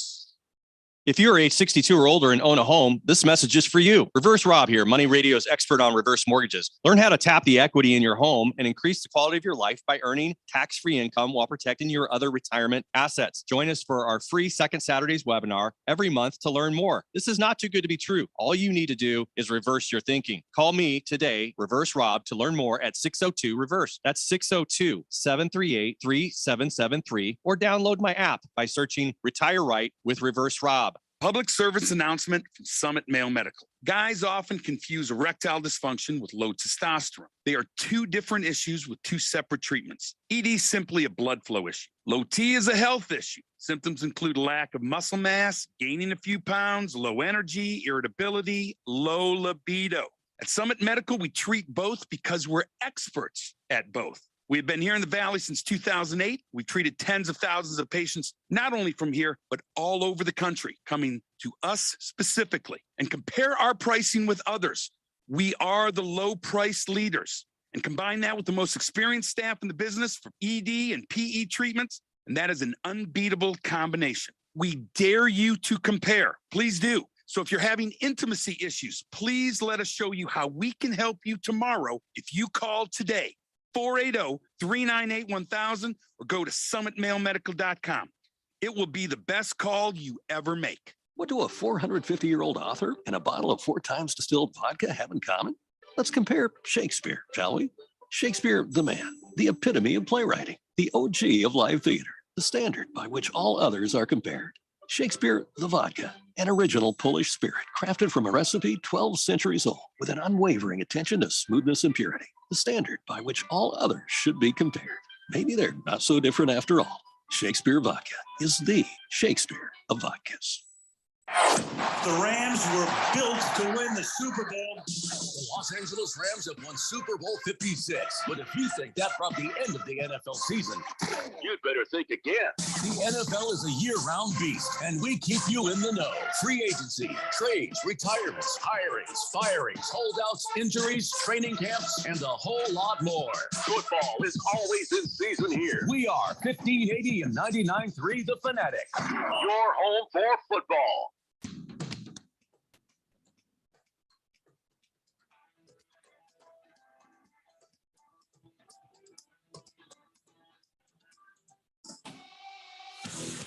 Daily Blender here on 1580 The Fanatic, and I didn't realize It was a joke, Fed fan. She caught it. I didn't think anybody catch it. She says, real sports. She says, I knew you couldn't play it straight with women's softball. I guess I was never a real athlete. I'm just kidding, Fed fan. I did that more than anything to see the look on Keon's face when I said it. And it was worth it. I'll take it. But no, very proud of Arizona State University. They are ranked 8th and playing against number 9 Northwestern. And that is going to be on the ESPN U. And that is going to happen on Friday at 8 p.m. And look at that. I guess U Arizona also has made it. So now keep in mind, ASU's in the super regionals. And well, I think because of the meth problem, unranked Arizona has to play Mississippi State in the Mississippi State super regional. Doesn't seem that super, does it? It doesn't. Just seems less super. Nobody is ranked. No, nobody is ranked, and also you're having to play in Mississippi, which you know, I'm sorry. The humidity there in the mosquitoes, it's like Manila. It's not going to be pleasant. Nobody's going to be happy. Fed fan who gives me a hard time. And you notice not once have I made any kind of a comment about the thigh size of the players. And I wasn't even thinking about it. And then Fed fan says, I will admit that women's softball athletes today are much heavier than when I played. So I get crap for talking about, oh my God, look at how the muscular thighs are. And you're going to fat shame them, Fed fan? You're going to fat shame them over your shoulder? Don't even give me any crap after this. Colty says the one girl on the team that ASU played last snapped her bat on a swing. It was an aluminum bat. How is that even possible? I don't even know how that works. How is that possible? Like over her leg, or you mean swinging the ball? That sounds impossible for anybody. Boomer Sooner says, just remember, Jeffrey, they make it to the actual World Series. Guess where it's going to be played? Yep, every year, Boomer Sooner Nation. By the way, Sooners are number 1 going in. Just beat Texas A&M 20-0 to get in the Super Regional. Just saying, Sun Devils don't stand a chance. Do you want to make a bet if they meet? No, I don't know anything about girls softball other than the fact that the ASU gals are there, and I'm happy for them. That's it. I'm not ready to like start puffing out my chest saying, yeah, ASU is going to take you down. Really? No, man. And listen, every year about this time, I start getting texts from Boomer Sooner talking about how good the Oklahoma women's softball is. Yeah, I got no illusions on how this goes, and I don't care if they win the whole thing. I just want them to do better than you, Arizona. That's it. After that, every W is gravy. Go girls. You go get you some, and who knows, maybe it'll be a Cinderella story and ASU knocks off Oklahoma. You know, maybe that'll happen. But no, I don't think I'm ready to make a bet. I'll bet you that they'll do better than you, Arizona, but I ain't going to bet you nothing else. Colty says, no, swing in the bat. And yes, that was a big girl. I'm looking at a picture of it. But yeah, that bat snapped in half. On the ball. Dear God, that's more a defect in the bat than anything about the girl. Because it looks surreal. It's weird. Boogie says, I love softball women's thighs. I'm down with the thickness. Dated a couple in my younger years. Again, not the area I was trying to go into. So Fed fan, please don't be mad at me. I didn't do this. To be honest, you kind of did. Boomer Sooner says, Jeffrey, don't be so serious. I was just talking like $1. Listen, I take every dollar serious. That's what I bet. And I am not confident enough to make a bet against you on this. Okay, I'll tell you what, $1. I'll bet you $1. I'll throw away $1. Boomer Sooner, you owe me a beer, I think, or two. Maybe, I don't know. Maybe it's a beer bet. I don't know. Figure out where the ledger is, and then we'll talk. Random texter says, yeah, that Mississippi State team facing you Arizona team beat the 2nd seed Florida State team twice just to get to the Super Regional.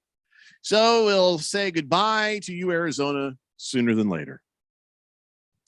Of course, Arizona State University is playing number 9 Northwestern. So they seem like anything could happen there, right? Yeah. And it's a best of 3. So hopefully they win that game one and try and control the series from there. In men's, is it the best of 3 going in like this, or is it best of 5? Oh, you were asking the wrong person. I'm just curious because see if I can look it up. I would imagine since it's women's, it should only be 75 or 6% of what the men's are, right? That's how everything works in this world. That was a comment about how women make less than men in the workplace, and they shouldn't if they're doing the same job. Just want to make sure everybody was clear on that so nobody yells at me. 888-368-1580. So anyways, good luck, ASU. And that was really the whole point of all this. That was it. That was the whole point of this.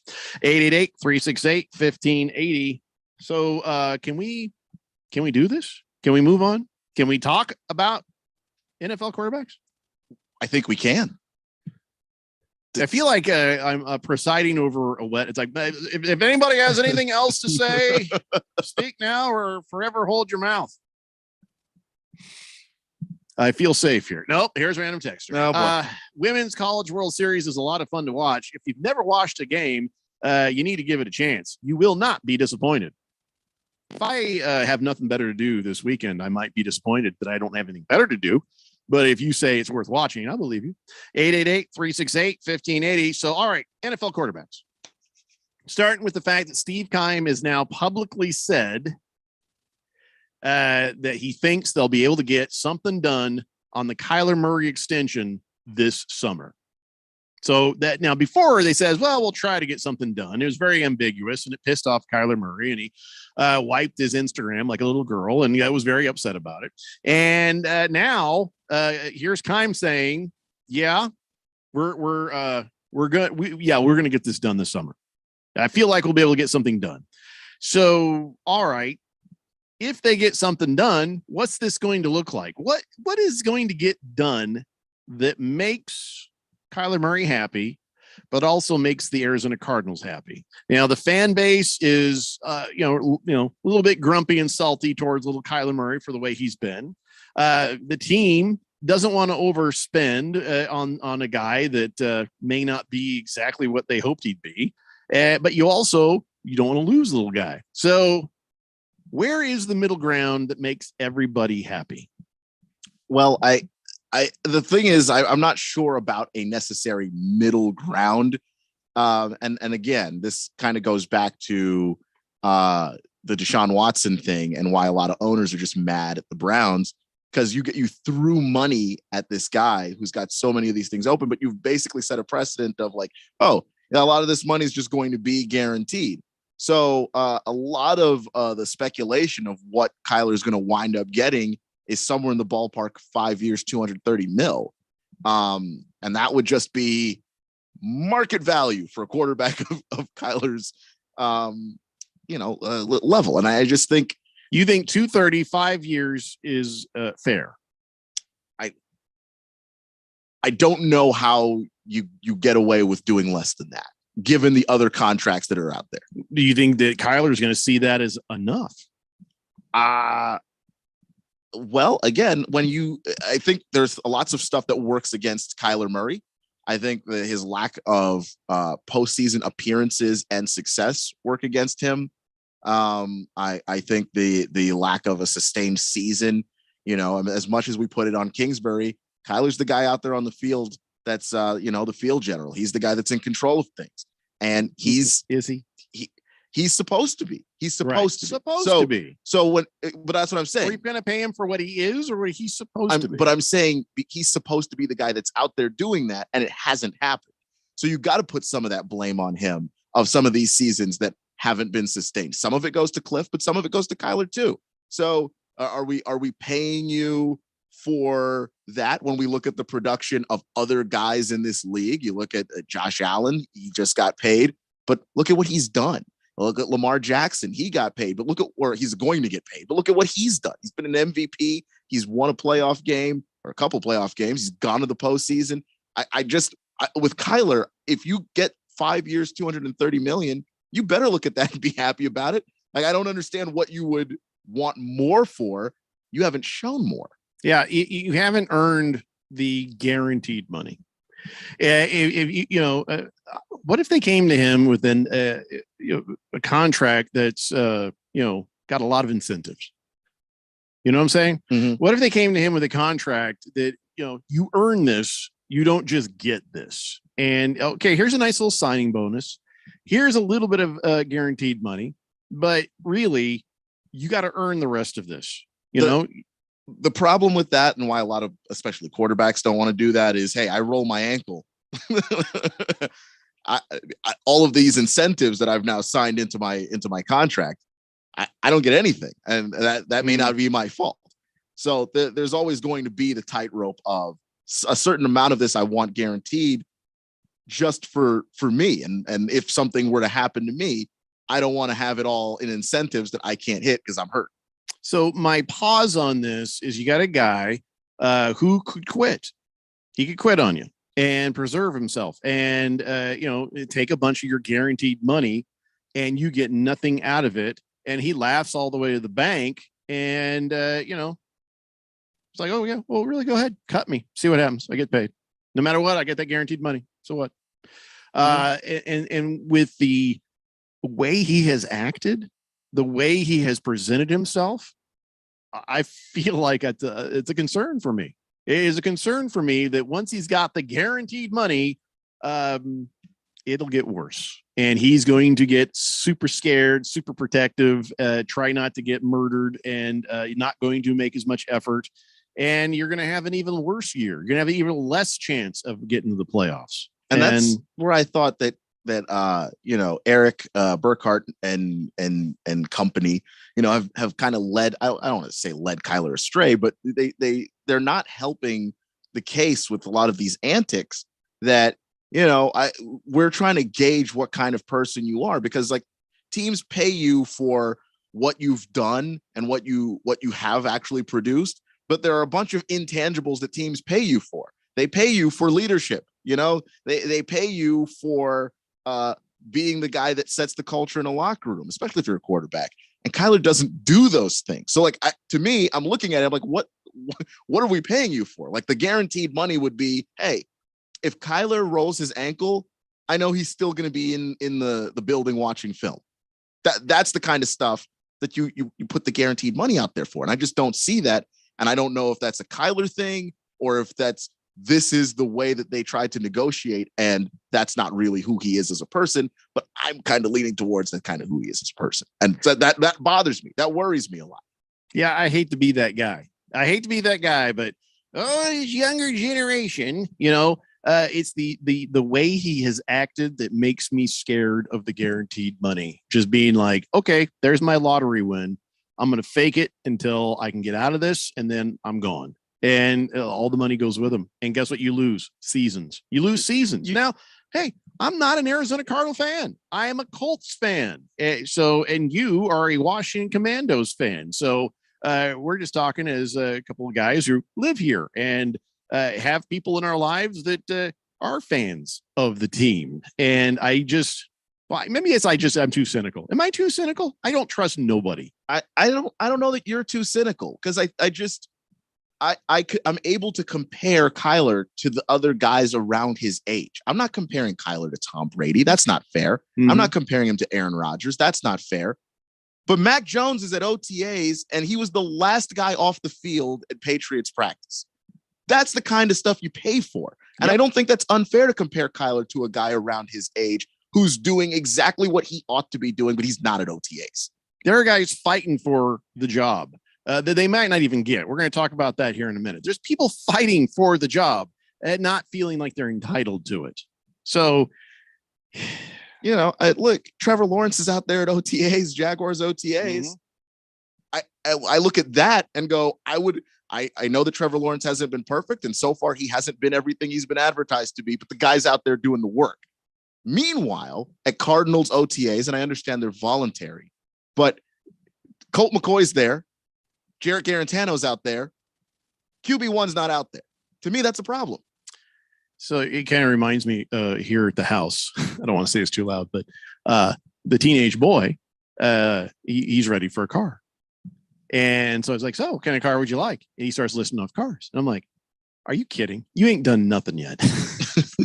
you haven't earned this.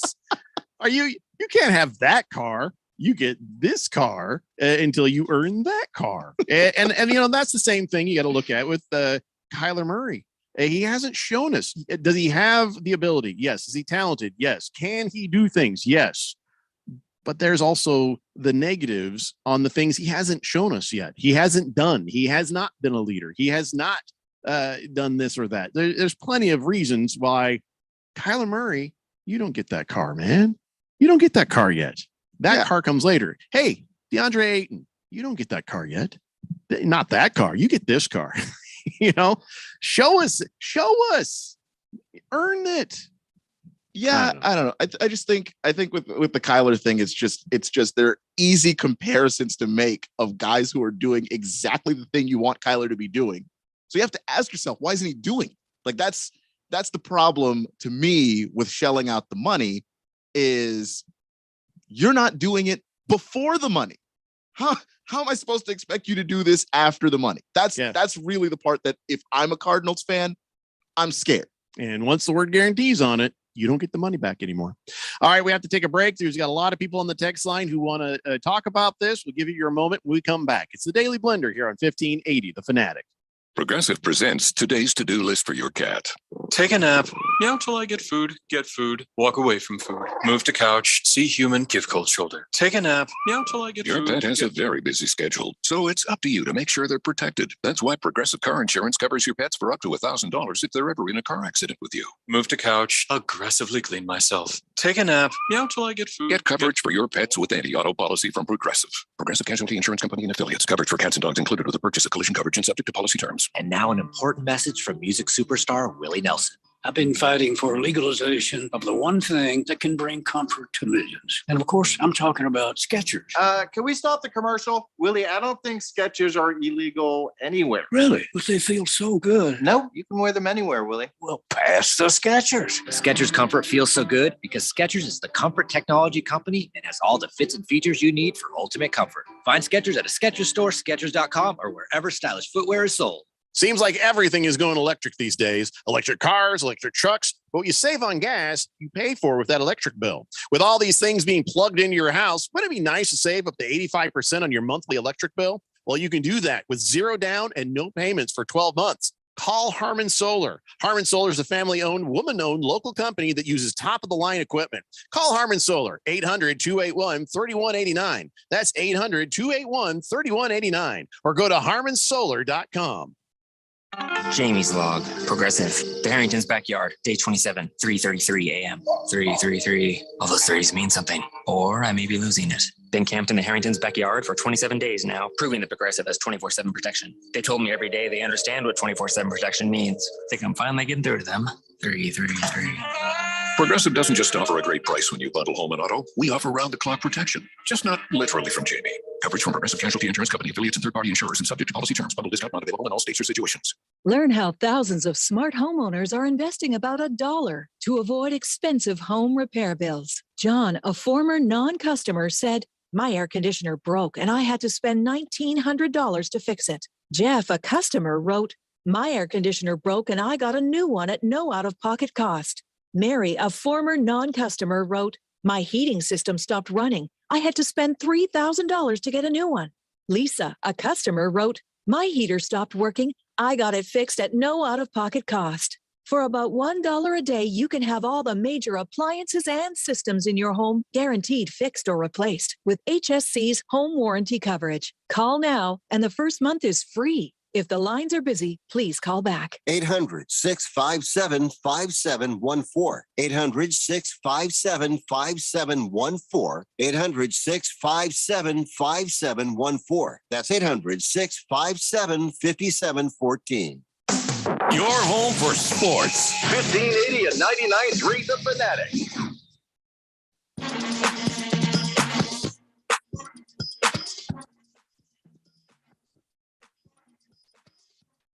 Daily Blender here on 1580 The Fanatic, and talking about Kyler Murray and the fact Steve Keim says, I think we'll be able to get something done this summer. So, I don't know. I don't know what's going to happen. I mean, anything could happen. And just when you think it's over, it's back. Just when you think it's back, it's over. But at least that's the latest right there. Kyler Murray is supposed to make $5.5 million in 2022. And Arizona picked up the 5th-year option. So he's under contract for the next 2 seasons, even if they do nothing right now. So, but you got to do something or else little man ain't going to come out on the field. You know, he's already not at the OTAs, but so at least that's what Keim is saying. And I used to say that Kyler had no leverage. And I actually think I was wrong about that. Because with Keim saying this, I think Keim is attached to Kyler. If Kyler isn't successful, I don't know how Keim is able to go to Mr. Bidwell and say, let's try again with another quarterback. Like you're on quarterback 3 if you do that. And that's hard to sell in any organization. Yeah, Keim is either in the heyday or the end. That's where he is right now. Ryan Fitzpatrick says this is a guy who already bailed on his Major League Baseball contract. Whatever he can get back in. I mean, they'd still have the option for him, or has it been so many years now it doesn't matter? That would depend on how long the contract was. If they still have his rights, if he's still under the initial terms of that contract, then they would still have his rights.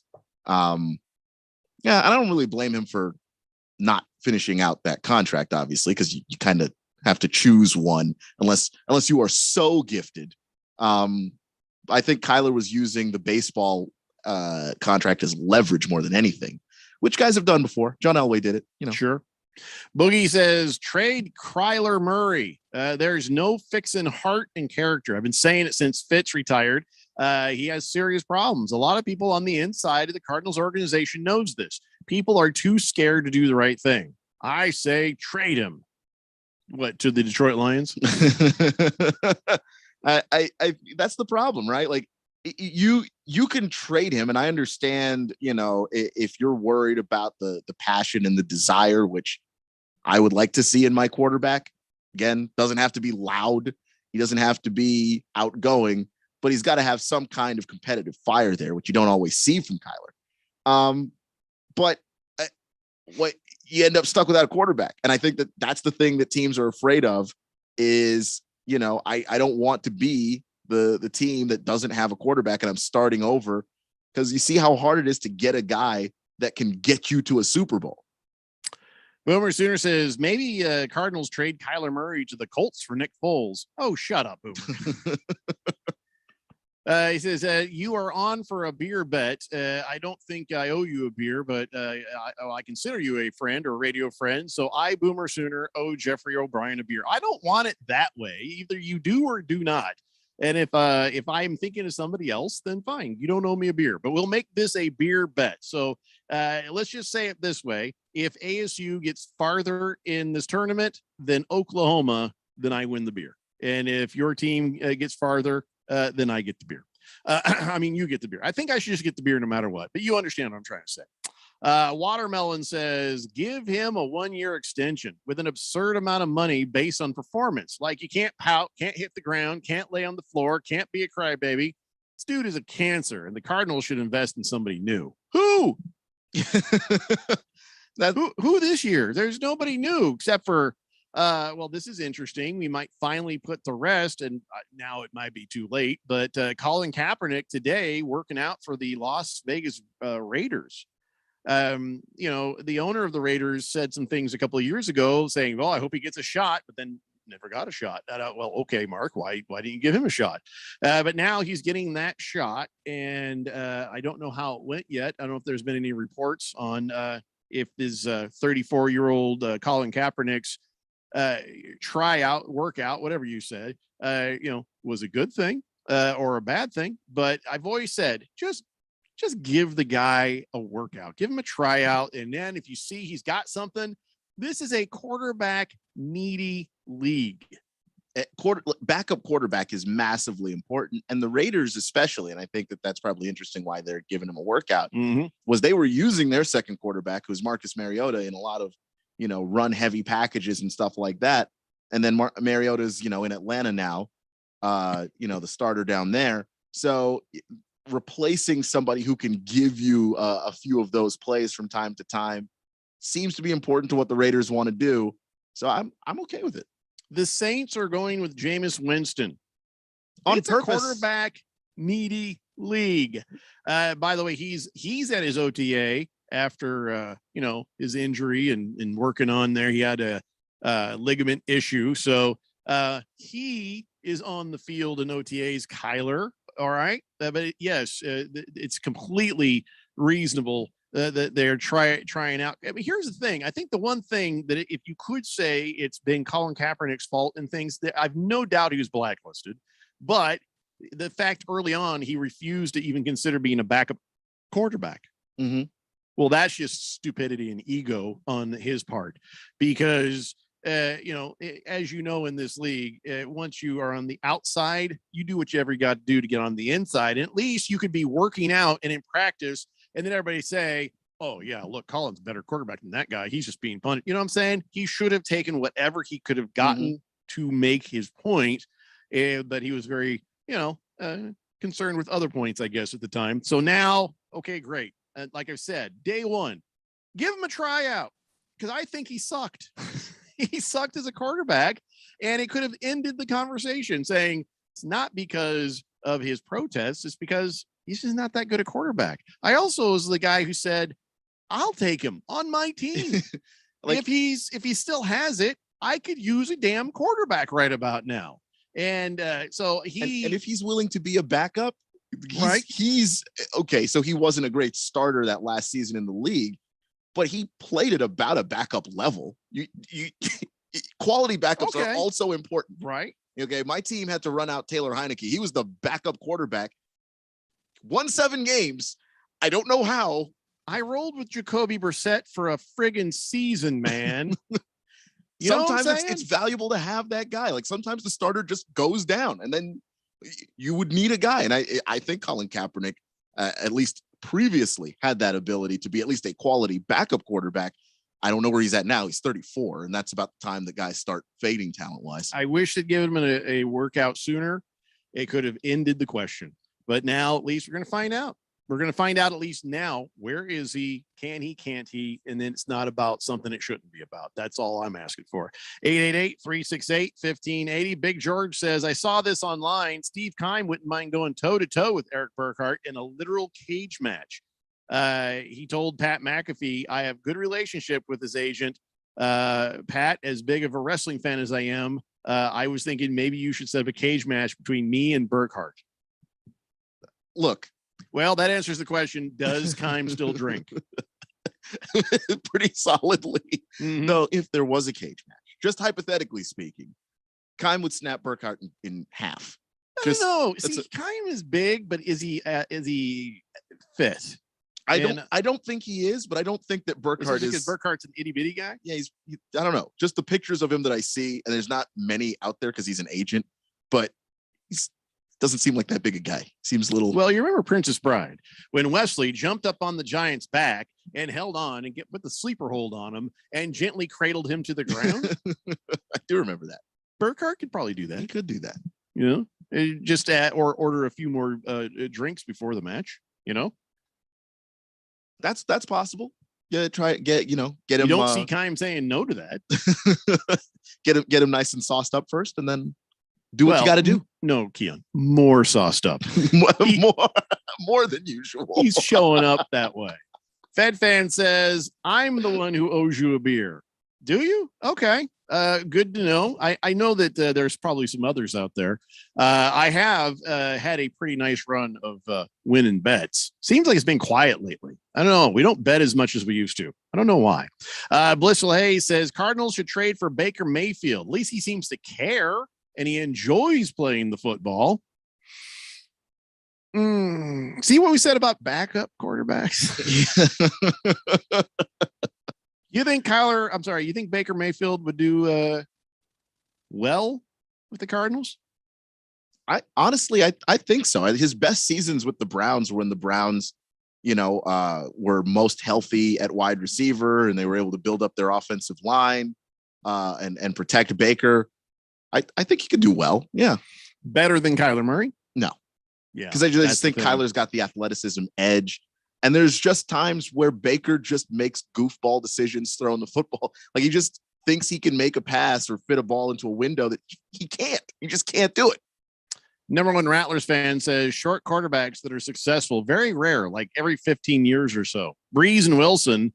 Latest is Murray next. Big fat no. All right. First off, Breeze and Wilson were not as short as Kyler Murray. They're a little bit shorter than most quarterbacks, but they were not Kyler Murray short. Don't even look it up on there because he lies. Kyler Murray lied when he says how tall he is. There's no way you put him next to Breeze, you put him next to Russell Wilson. It's more than 2 inches. Kyler's putting out that he's 5'10". Stop. Stop. Yeah, I think some combine shenanigans happened. Yeah, they didn't videotape nothing. Kyler wasn't the one that put it out there. The league put it out there. And I'm like, no. There are people in league circles that just didn't want him to be written off from the beginning. But I'm not seeing the 5'10" there. We can't compare this. Because I'm 5'10". So I know what 5'10" looks like when I see it. I'm not seeing it. I am pretty sure that Keon could hold Kyler Murray in one hand. Well, I don't know about that. Like that. Boogie says Big George and Chief Skull, they both owe me a beer. Do they really? I don't remember why. See, we need somebody to document these things because what happens is COVID, I probably won so many beers off of so many people that I will never collect on because nobody remembers nothing. Nobody remembers. We need like the blender ledger of bets. They used to have somebody who would keep track of that stuff. Because I keep track of like our bets, but between as long as me you're and doing Randy. that, as long as you're doing that, it's something. But we used to there was somebody who was such an avid listener that they would write all this stuff down. And anytime I'd have, hey, what's the deal with that? There it is, right there. Wow. Yeah. That's cool. I hope they got a job. I mean, keeping track of our bets for free while fun is, get paid. Good Cat says contracts should be based on playoff wins and visits. One playoff visit and no wins equals no contract extension. I don't know necessarily because I think the team situation matters, but I think on this team with what the talent was here, it's the fact that they didn't win in that playoff game or weren't even competitive while they were there is pretty damning. And I think that does not help Kyler Murray's case. And while this is playing out in part between, Burkhart and Keim and Kyler and Mr. Bidwell, some part of this is also playing out in the court of public opinion with the fan base. And it's not looking good to the fan base, which I think that matters. Big George says, wait, what? I don't remember owing Boogie a beer. I don't know nobody owes you a beer, Boogie. Quit making stuff up. Billy Ray from Avondale says, it's amazing how both the number one picks are being belittled and dragged through the mud. But in reality, DeAndre couldn't pass the ball to himself when he, both and all the NBA guards on the team had less than 10 points. And Kyler threw a horrible interception, but he wasn't playing defense or calling plays. So you can't blame that on him. Well, it's not those things that you're finding negative about Kyler. It's the other things, Billy Ray. But we can talk about this a little more when we come back. And, of course, I got more NFL quarterbacks and a whole bunch of other stuff, too. It's the Daily Blender here on 1580, The Fanatic. There's no doubt that Harman Solar can save you up to 85% on your monthly electric bill. That's a fact. Bruce Jacobs here. But did you know it's possible to get solar for $0 down and no payments for 12 months? You can lease, finance, or even purchase outright. They have plans that fit everybody. Harman Solar is a family-owned, woman-owned local company that uses top-of-the-line equipment. Call Harman Solar at 800-281-3189. That's 800-281-3189, or go to harmansolar.com. Here at Total Wine & More, you'll find what you love and love what you find, especially our totally low prices. I'm firing up the grill for burgers and want to impress the neighbors. This bourbon has a smoky flavor that'll go great with your grill. Nice. Wow. And look at that price. Well done. I prefer medium rare. Your neighbors will love it. Find what you love what you find. Only at Total Wine & More with the lowest prices in Arizona. Drink responsibly, B21. If you're an IT professional looking for an opportunity with great benefits and the freedom to creatively solve problems in a career with great growth potential and a team environment, look no further than Affinity Technology. Serving the Valley since 1992, Affinity Technology is looking for a level 1 tech to develop and deliver excellent solutions and outstanding customer service. Visit atechaz.com/jobs and get started with your future today. That's atechaz.com/jobs. Public service announcement from Summit Male Medical. Guys often confuse erectile dysfunction with low testosterone. They are two different issues with two separate treatments. ED is simply a blood flow issue. Low T is a health issue. Symptoms include lack of muscle mass, gaining a few pounds, low energy, irritability, low libido. At Summit Medical, we treat both because we're experts at both. We've been here in the Valley since 2008. We treated tens of thousands of patients, not only from here, but all over the country, coming to us specifically. And compare our pricing with others. We are the low price leaders. And combine that with the most experienced staff in the business for ED and PE treatments, and that is an unbeatable combination. We dare you to compare. Please do. So if you're having intimacy issues, please let us show you how we can help you tomorrow if you call today. 480-398-1000 or go to summitmalemedical.com.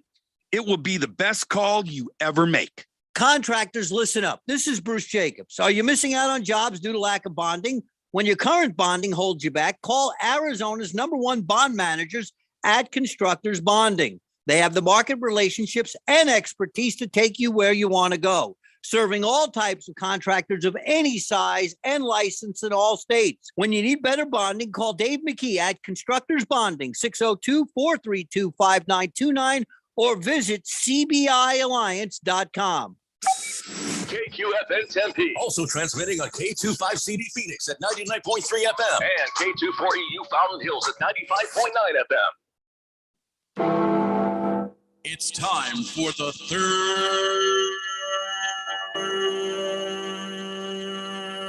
hour. All right, people, settle down because it's time. Time for what? Showtime. When does it start? Right now. 3, 2, 1. Let's get on with the show.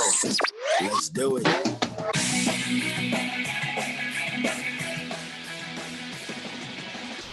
All right, everybody, it's 5 o'clock here on the Daily Blender. I'm your good friend, your radio pal, Jeffrey O'Brien, alongside not Randy White.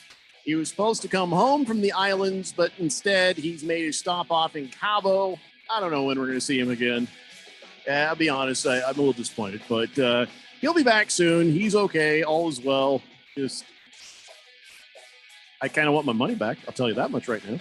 888-368-1580. We got Keon sitting there in the control room. And, of course, you guys are on that Fanatic text line and broadcasting live in the Harmon Solar Studios in Scottsdale. And we're talking NFL quarterbacks and spend an awful lot of time talking about little Kyler Murray and how old drunk Steve Keim is saying he's going to make sure that he gets taken care of this summer, or he believes they'll get it taken care of.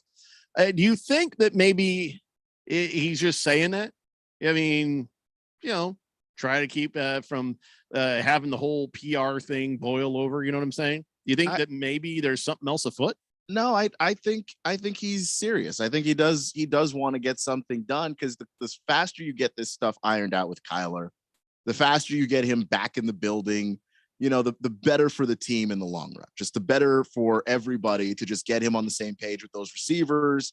Get him again. The presence of the quarterback in the building is huge. It's an underrated aspect of that position, that you are the de facto leader. You are the guy that runs the offense. You are the coach on the field. Like all of that stuff. That's part of your job description, and you can't do it from home. You can work out with the receivers at the house. You can meet up with Hollywood Brown. Sort of a dig because I'm working from home. No. Is that what you're doing right now? No. A little passive aggressiveness going on there, Cam? No, not at all. Not at all. Because it's a different situation. It's just you're not a quarterback. Your quarterback is a very physical job. We're doing radio. Saying that I don't do anything physical in my job? Is that what you're trying to say? Well, are you trying to say that you trying to say I'm weak? No, just we're not doing a physical job. This is not a physical job that we do. It's it's not easy, but it explains what happened to my body. But still, I can't help but wonder if there's a little passive aggressiveness. No, there's nothing going on there. Just that Kyler, working out with guys at home is not the same as Kyler and the influence that he has as the quarterback being in the building. 888-368-1580. So I'm writing down, let's see here. Fed fan said that she owes me a beer. And Good Cat says, I owe Jeffrey a whiskey solely for making me a Hall of Fame texter. I'll take it. I'm writing them down now. I have decided I'm going to write them down. So if I owe you anything, please tell me so I can write that down. Or if I owe you something, I don't know. 888-368-1580. Fed fan says, last hour you said Randy was in Cancun. Now he's in Cabo. No, you understand. He was in the islands. I gave him money to fly home. And in the weather jet, transponder blipped in Cabo. So if I accidentally said Cancun, that was just a misspeak. That's all. All I know is, by God, he ain't here, and I'm unhappy about it, and he owes me money. That's it. 888-368-1580. Nondescript asks a very good question. What has Kaepernick been doing for a paycheck the last 6 years? Well, there was a settlement between him and the NFL. And if there was a settlement, then and maybe there was something to what he'd been saying. Well, and the league always does like to settle this stuff because, as we're learning, NFL emails are pretty bad. And if you don't settle that stuff, then people get to see the emails for themselves and see the communications and go, wow, maybe the league did have something there against Kaepernick. And the money that he got was undisclosed. It was an undisclosed amount of money, but I assume it was a lot. Hefty Lefty says, the game is a foot. The game is a game. The foot is a foot. The game is a foot. Guys. Heckler Jones says, F these gas prices. Tell me about it. Listen, I'm hanging around, not going to the station as much now, not because of COVID, although COVID cases are starting to go back up. So good luck out there. But yeah, my whole thing is, these gas prices, man. Why? I mean, if you don't got to drive, why would you? Number one Rattlers fan says Kaepernick had $150 million settlement. Yes, that's what I just said. And I read this text earlier. Number one Rattlers fan, pay attention. Okay. I think I said it was undisclosed. So, well, now Rattlers fan, you just violated an NDA and disclosed it. So I don't know. So yeah, that's a nice chunk of change. You're going to get an angry phone call from a puffy Irishman who runs the NFL. All right, let's talk about some other quarterbacks. Jordan Love. Jordan Love has just sort of been hanging around. Now, I think that the consensus by people who watch practices and training camps is Jordan Love ain't all that great. Is that correct? That is correct. And it's not necessarily his fault. They overdrafted him. Jordan Love didn't say, hey, look at how great I am. That they reached on a guy that most teams were not going to draft in that spot. It's a number of reasons why that was a mistake, but that has to be the biggest one. Nobody was going to draft Jordan Love there. I feel sorry for him. I always have. No matter what his talent level was, talk about a hostile situation. And of course, now that situation has righted itself. Aaron Rodgers handled it, I think, at least in the right way, which was coming back and being an MVP. And, Aaron Rodgers is a colossal douchebag. And, I don't know how he is as a teammate, but a lot of guys coming out of there have said he's a colossal douchebag. He's very arrogant. Not good people. But for Jordan Love, here's what he says. He says, I was super happy for Aaron when he got his contract. Obviously, he deserves it with what he's done the last couple of years. He says, but for me, it just means I'm about to be a backup again for this year. And he says, that's all I can control right now. I was happy, but at the same time, I was like, hello, and I'm sure that incline sort of, he probably wonders, why haven't I been traded? Why can't I get on a team who needs me? And as we stated earlier, a quarterback drought. There's got to be some people who have got to have tapped on the door and said, hey, can we take a look at this Jordan Love thing you got sitting there? Because, we need one. And so he says, listen, doesn't change anything for me. He says, what happened in March with the contract for Aaron Rodgers Says, I'm still here. I'm going to do my job. I'm competing to try to be that guy. If he wasn't here, I want to be that guy. So if he is here, I still need to do the same thing. So he's not here right now. So he's not at the OTA. I'm getting the first team reps. So I'm looking at it right now. I'm the guy right now. Great attitude on Jordan Love. Yeah, that's the way that you have to look at it. And quite frankly, you're in a Colt position. McCoy, are you listening? I mean, Colt's a vet at this point. You don't have to tell Colt McCoy anything, you know. I know. I just but yeah, you are in the driver's seat when the starter doesn't show up. I think in the case of Jordan Love, I think it's inevitable you're not getting that starting job, but the first team reps are valuable. Like, is that he a starter anywhere though? Right now, no. So Jordan, just hang out, hold the clipboard, and collect the check. But I do think that there is value in practicing with the first team. Oh, no, you're right. No, absolutely. Because if he is called to be a backup, you don't want it to be a disaster. Yeah. And of course, at some point, the contract is going to be up and he can choose to go somewhere. And maybe a desperate enough team gives him an opportunity to at least fight for a job. And who knows what happens after that? Maybe you can get a chance to be a starter. So you just hang in. Was anybody desperate enough this year to take him as their starter? I think Panthers, Commandos. I think the Panthers might be desperate enough just because I don't know what the hell they're doing with quarterback. I think the Commandos feel like Carson Wentz is their guy. So for better or worse, we're stuck with Carson. The Texans want to see what they have in Davis Mills. They don't know. Davis quarterback competition, Davis Mills, Jordan Love. That's about equally as exciting as I can think of. Yeah, I mean, could be. But they to get Jordan Love, you'd have to give something up. And the Texans are like, look, we're going to be bad anyway. Why don't we just see what we've got in Davis Mills? And if it doesn't work out, oh, look who's coming in the draft next year. So like the problem with Jordan Love right now is that he's not so exceptional that someone would clamber to go get Jordan Love. But all the teams that are really bad that could probably take a pass on him are going to be looking at the draft next year. Like, why get Jordan Love when you can get Bryce Young? He says that's a shame. He seems like a kid with the right attitude, the right mindset. He was an innocent bystander in the stupidity of the Packers and Aaron Rodgers. But, you know, hopefully he's good with his money, because I don't know how much money he's made so far, but that might be it. Well, it's a late first round rookie contract, so it's not a ton relative to everybody else. True. But it seems like a good guy. I wish certain quarterbacks had that same sort of thought process, that same attitude, right?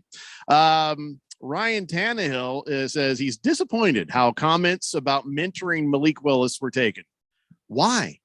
Nobody was mad at Ryan Tannehill when he says it's not his job to mentor Malik Willis. You know, it's his job to go in there and do what he's doing.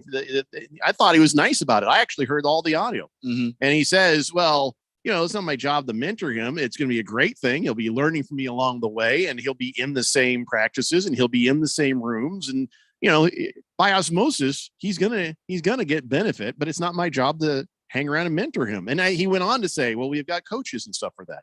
And, he reached out to Malik Willis and said, hey, we're going to be good teammates, and he's a good player. And so he was never disrespectful, but I didn't feel like Ryan Tannehill even needed to say these things. I don't think he needed to justify anything, because even if he didn't say the nice things, it's not your job to mentor your replacement. I don't care what Kurt Warner thinks or says. My job is to concentrate and do my thing. Now, if I'm the kind of guy who can do both, hey, come here, little buddy. I don't mind.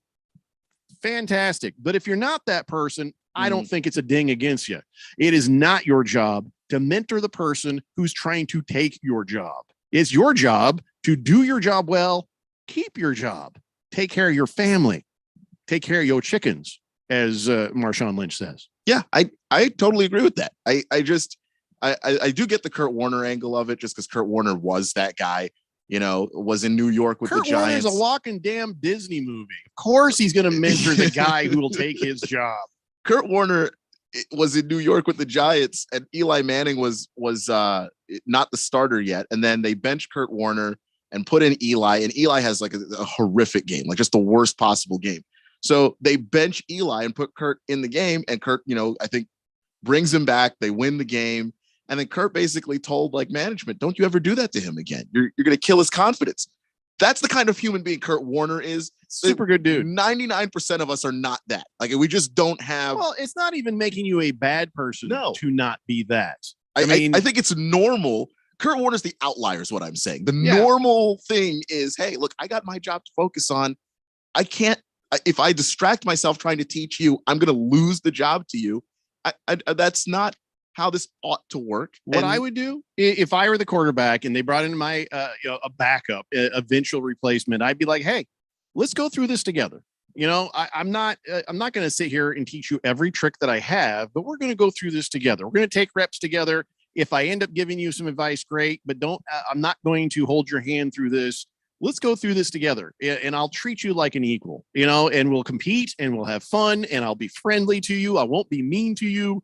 But I want this job, I want this job, but let's do it. Let's do it cool. Well, let's do it. Yeah. Let's do it as pals. Because it does benefit me if I should ever get hurt for you to be prepared.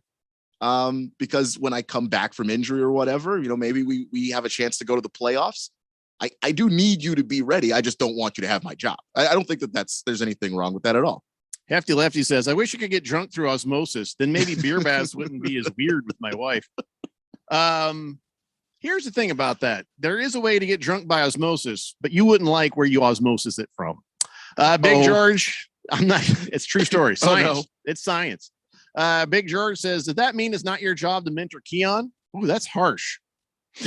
Well, I'm not here to take Jeffrey's job. That's the thing. And, who says you couldn't take my job? But here's the thing about that. In my, interactions with Keon, if I have anything useful to teach him, I'll teach him. But generally, I would bet anything he's learning from me, he's just learning from being around us. And I'm going to say Randy too, me and Randy. Mm-hmm. So if there's something I need to teach him, I teach him. But other things is you just hang around enough. And like Ryan Tannehill says, you're going to see stuff. You're going to learn stuff. You're going to, you will become better. So you guys drop bits of knowledge all the time. That's just it's also because we're old and tell a lot of stories. Look, however the information gets into my head, I'm not going to complain at all. That helps a ton. And you know what, Ryan Tannehill and Malik Willis are cool. They asked Malik Willis about it, and Malik was like, "Yeah, Ryan invited me over to dinner the day that I came in to Nashville." So it's not they don't have a problem. There's no issue at all. There's no reason for Tannehill to care how his comments were taken because it doesn't matter. On the other hand of things, you want to see how bad of a quarterback drought you're in. Kirk Cousins still has a job. And here's what he says. He's got a new offensive coordinator, the fifth one he's had in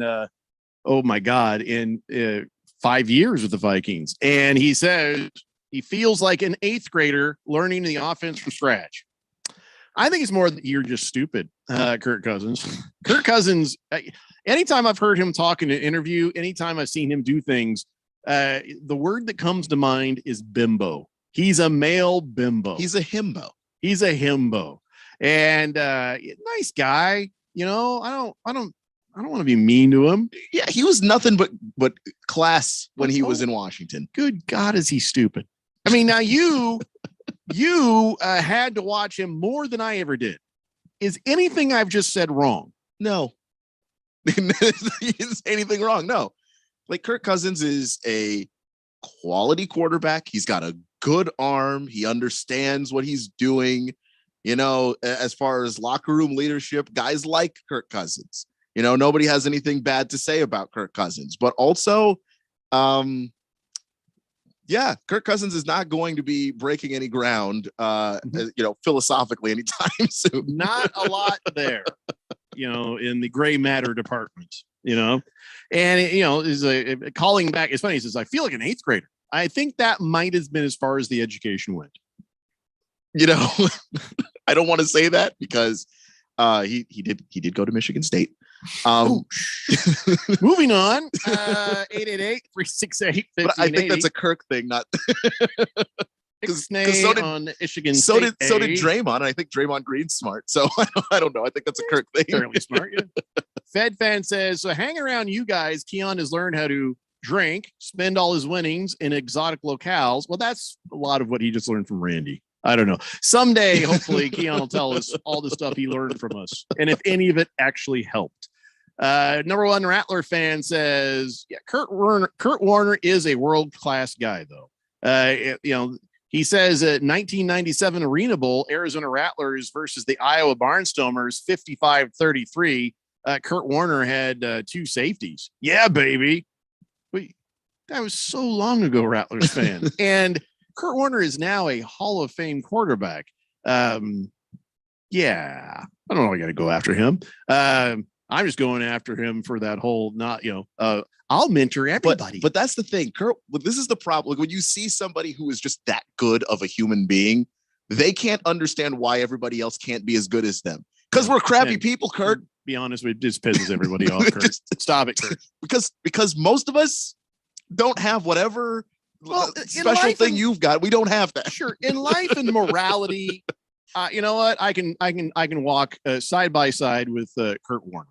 But when it comes to the competitive things and some of those things, I'm just going to start be like, yeah, I'm going to start sliding to the left over here, or out to the right, out of the picture. I'll be like, no, you're kind of on your own on that one. No, I want the job. Like when it comes to doing the right thing and stuff. But yeah, like when it comes to, look, I've got to win this job because that's the best thing that's going to work out for me. Kirk Cousins like, no, or Kurt Warner's like, no, I'm going to reach out. I'm going to help somebody. I'm going to tell the team not to bench a guy, even though that would benefit me a lot. The Jet says, first time texter, long time listener. You guys are doing a great job, but I do miss Randy. Where's he at?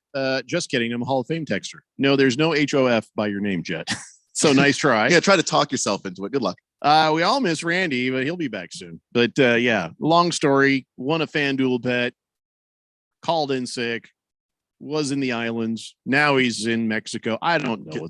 Does he have money? We don't even know. No clue. Did he spend it all? We have no idea. And now he spent mine. Good Cat says, I think what Jeffrey's talking about is called butt chugging. Okay, stop. And the conversation ends right there. He says gas prices in California are at or above $7.75 per gallon.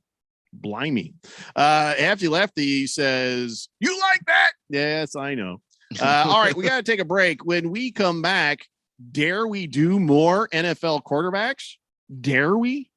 We dare. It's the Daily Blender here on 1580 The Fanatic. This is Brent Musburger's Action Update on 1580 and 99.3 The Fanatic.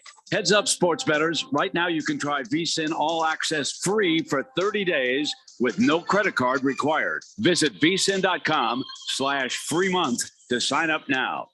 Playoff action coming up on Wednesday night. First off, in the NBA Eastern Conference Finals, Game 5, Celtics and Heat. This series is even at 2 games apiece. The game in Miami, but Boston a 1.5-point favorite. The over-under being set at 203.5. And then one game in the Stanley Cup playoffs on Wednesday night. A possible closeout game for the Colorado Avalanche as they lead the St. Louis Blues at 3-1. Colorado at home on Wednesday. They are minus 250 favorites. The over-under at 6.5 goals. For the latest odds all the time, visit vsin.com. I'm Matt Pauley on Arizona's sports betting station, 1580 The Fanatic. Finding great candidates to hire can be like, well, trying to find a needle in a haystack, but not with ZipRecruiter. Its powerful technology actively finds and invites qualified candidates to apply to your job. So while other companies might deliver a lot of hay, ZipRecruiter finds you the needle in the haystack. See why 4 out of 5 employers who post a job on ZipRecruiter get a quality candidate within the first day. Try ZipRecruiter for free at ZipRecruiter.com/free. That's ZipRecruiter.com/free. Are you a planner? Do you like to plan ahead? Then, of course, you already have a plan to call Harmon Solar, right? Bruce Jacobs here. It should be at the top of your list to get solar now and enjoy huge savings next summer. Up to 85% on your monthly bill with 0 down and no payments for 12 months. Then you can plan what to do with all that extra money. Harmon Solar is a family-owned, women-owned, local company that uses top-of-the-line equipment. Call Harmon Solar 800-281-3189 or go to harmonsolar.com. Medical data brought to you from Summit Male Medical Center. Over half of the guys over the age of 45 have some type of erectile dysfunction. If you fall into this category, you are obviously not alone. Don't worry about it. Do something about it. Call Summit Male Medical at 480-398-1000. Let our Arizona licensed doctors and all male medical staff using FDA approved medication help you enjoy your life again. We guarantee it. Low testosterone, common signs are muscle loss, irritability, weight gain, decreased libido. Our testosterone therapy will turn you around. Discreet, professional, and we are successful. Don't let getting older get you down.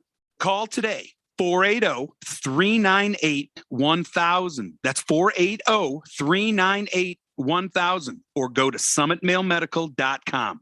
What are you waiting for? Call today, 480-398-1000.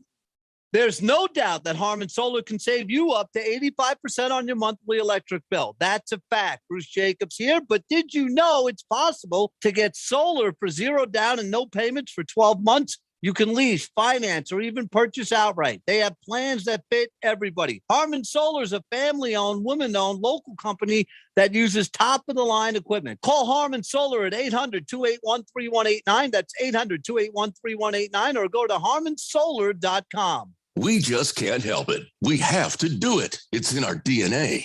At 1580 and 99.3 The Fanatic, we have to bring you the most epic moments in sports. NCAA football, NASCAR racing, Arizona Rapids football, golf, Vegas Lakers, March Madness, NFL playoffs, the Super Bowl. Yeah, we can't help it. We are 1580 and 99.3 The Fanatic, and always on at 1580thefanatic.com.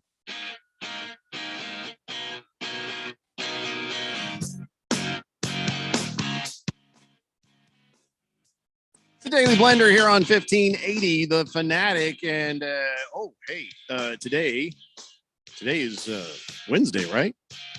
Sure is. And there's another NBA game that's starting in 6 minutes.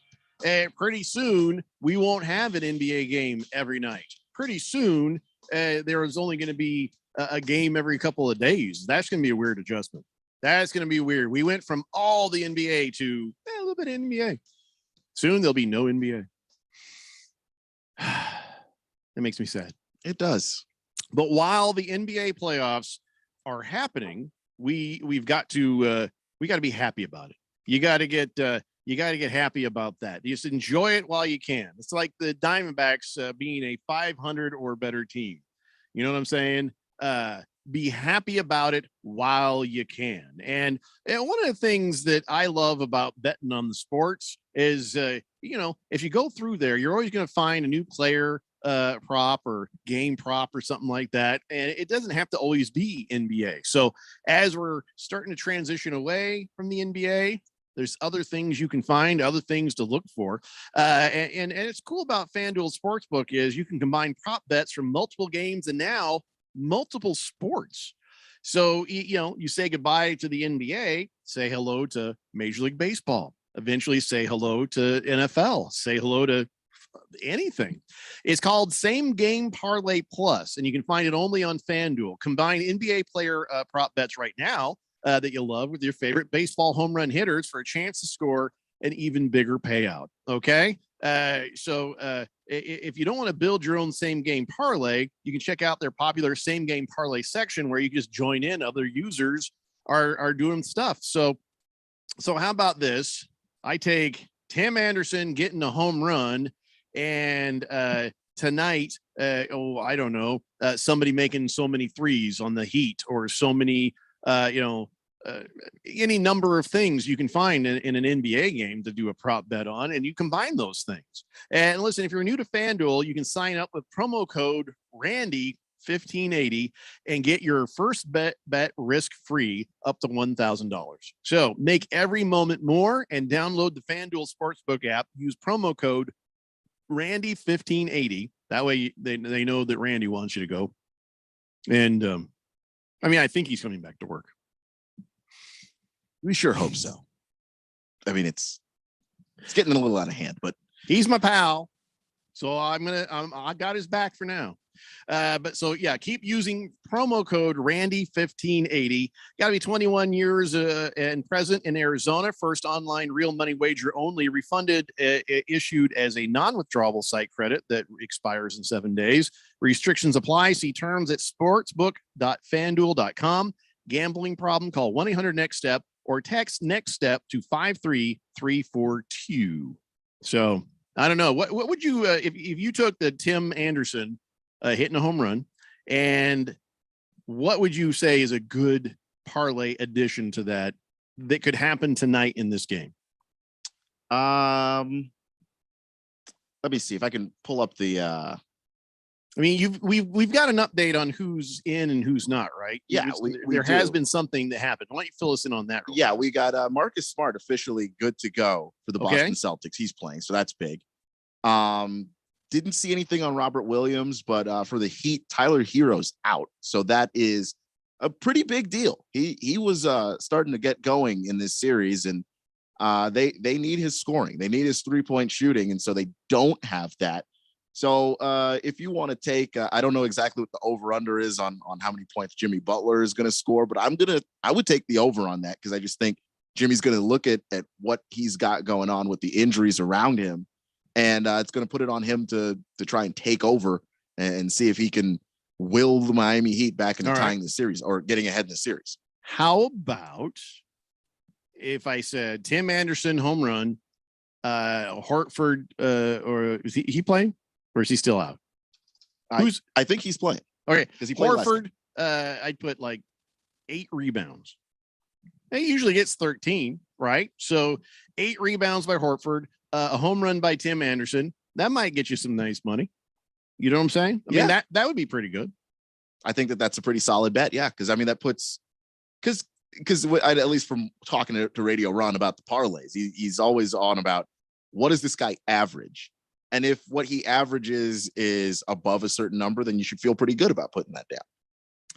Hefty Lefty says, tomorrow is Jersey Day Thursday. Anyone want to join the solidarity? You got to wear a jersey to work. No. No. Jersey Day Thursday. No. He says, can't believe you can bet on darts on the betting sites, but not the world's strongest man competition. Damn travesty. Why is that, you think? That they don't have betting for the world's strongest man competitions? I don't know, actually. If I were to guess, I would say, how would you set the line in the competition? I guess that would be my question. And the world's strongest man competition is made up of different competitions. So I don't know. I think that there has to be enough interest or something for the sport book to say, okay, there are enough people betting on this that we're going to take action. That's my guess. I honestly don't know. Fed Fan says, you guys watched the Rich and Shameless show after the game last night? Jeffrey, you were asking what a narcissist looks like. Just watch the Peter Nygaard episode. Not only is he a narcissist, but also a sexual predator and a douchebag who thought he could live forever. Yeah, you know what? That was sort of banging around on the TV for a few minutes. I turned it off.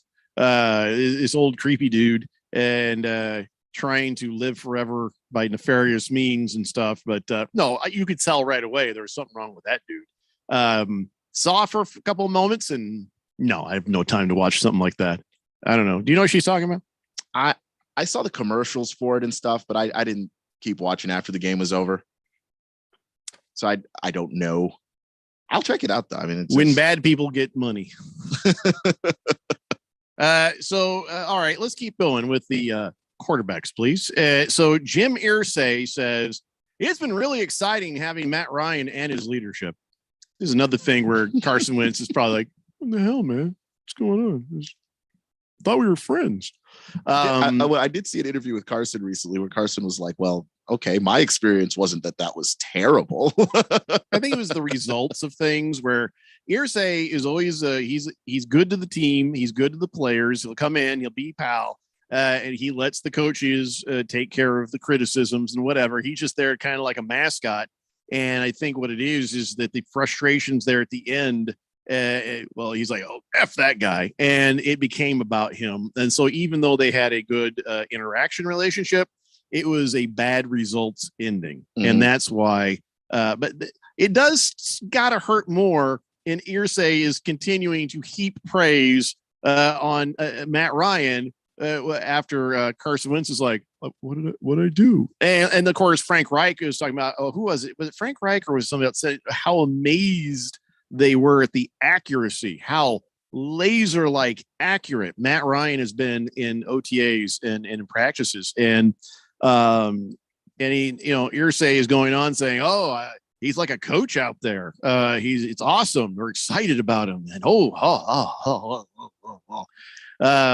that's got to hurt poor Carson Wentz's feelings to a degree. But I think there's some of it that he did to himself. The stories are coming out of Indianapolis about how he wouldn't, and Philadelphia, about how he didn't take criticism well. That kind of stuff is always going to make you look bad when the next guy comes in and is a great leader, and he comes in and he is completely meticulous, which is what I've been told about Matt Ryan before from just, Falcons beat writers and stuff. They told me, like, Matt Ryan is footwork perfect, motion, he's every part of the throw. He practices it and breaks it down. So there's no wonder he's accurate, because everything about what he does to throw the football, he expects perfection from himself, and he does all that stuff. And then when he turns around and demands perfection from everybody else, you go, yeah, I have to. I mean, look at what Matt Ryan's doing. And Carson Wentz makes it hard on himself because he is extremely talented, but he is careless with the football, just careless. One of the throws that I saw that I hope to God I don't see in a Commandos uniform is the one where I know it's the 49ers game and he's falling backwards and he throws a left-handed, I don't even know, shovel pass, I guess, directly to a Niners lineman who, here, you take it. Yeah, it was a pick six. That stuff, if you're Jim Irsay, that has to drive you up a wall. Yeah, and listen, Jim Irsay takes a lot of drugs, and for him to reach, you know what I'm saying? Yeah, that's bad. So when Matt Ryan comes in and he's not careless, in fact, he's the opposite of that. Yeah, I mean, it's just going to, by comparison, you're going to look so much worse. So, I'm a good boyfriend, and in my life, I've ended up going out with gals, and they were, oh, you're so much nicer than my last boyfriend, or you're so much more a gentleman than my last boyfriend. I'm like, man, I'm not even trying hard. So by comparison, I must look amazing, but I am kind of a gentleman, so it's not fair to maybe other guys, but yeah. So I we'll find out how fair this is to Carson, but Matt Ryan, I'm feeling better and better about him showing up. I was okay with it from the beginning. Still not thrilled that he's 37, not thrilled that we're getting another guy towards the end, but yeah, I'm feeling pretty good about it. How are you feeling about Carson Wentz coming to your team? I am coming around on the idea that we'll be average. We won 7 games. You with Taylor are where Heineke. I was when we got Carson Wentz. Yeah, it took me, because I hated it from the beginning. And so there were some pictures coming out from OTAs where Carson Wentz was standing next to Taylor Heineke, and it's shocking to me that they play the same position, because Carson is so much bigger and stronger than Taylor. Just visually, Taylor's like 5'11", Carson's 6'3". Like, he looks like your prototypical quarterback. So you go, okay, Taylor got 7 wins. Carson might get you 8 or 9. If the defense shows up, you might get another game on that. As long as you don't mind losing the games that matter, you'll be happy.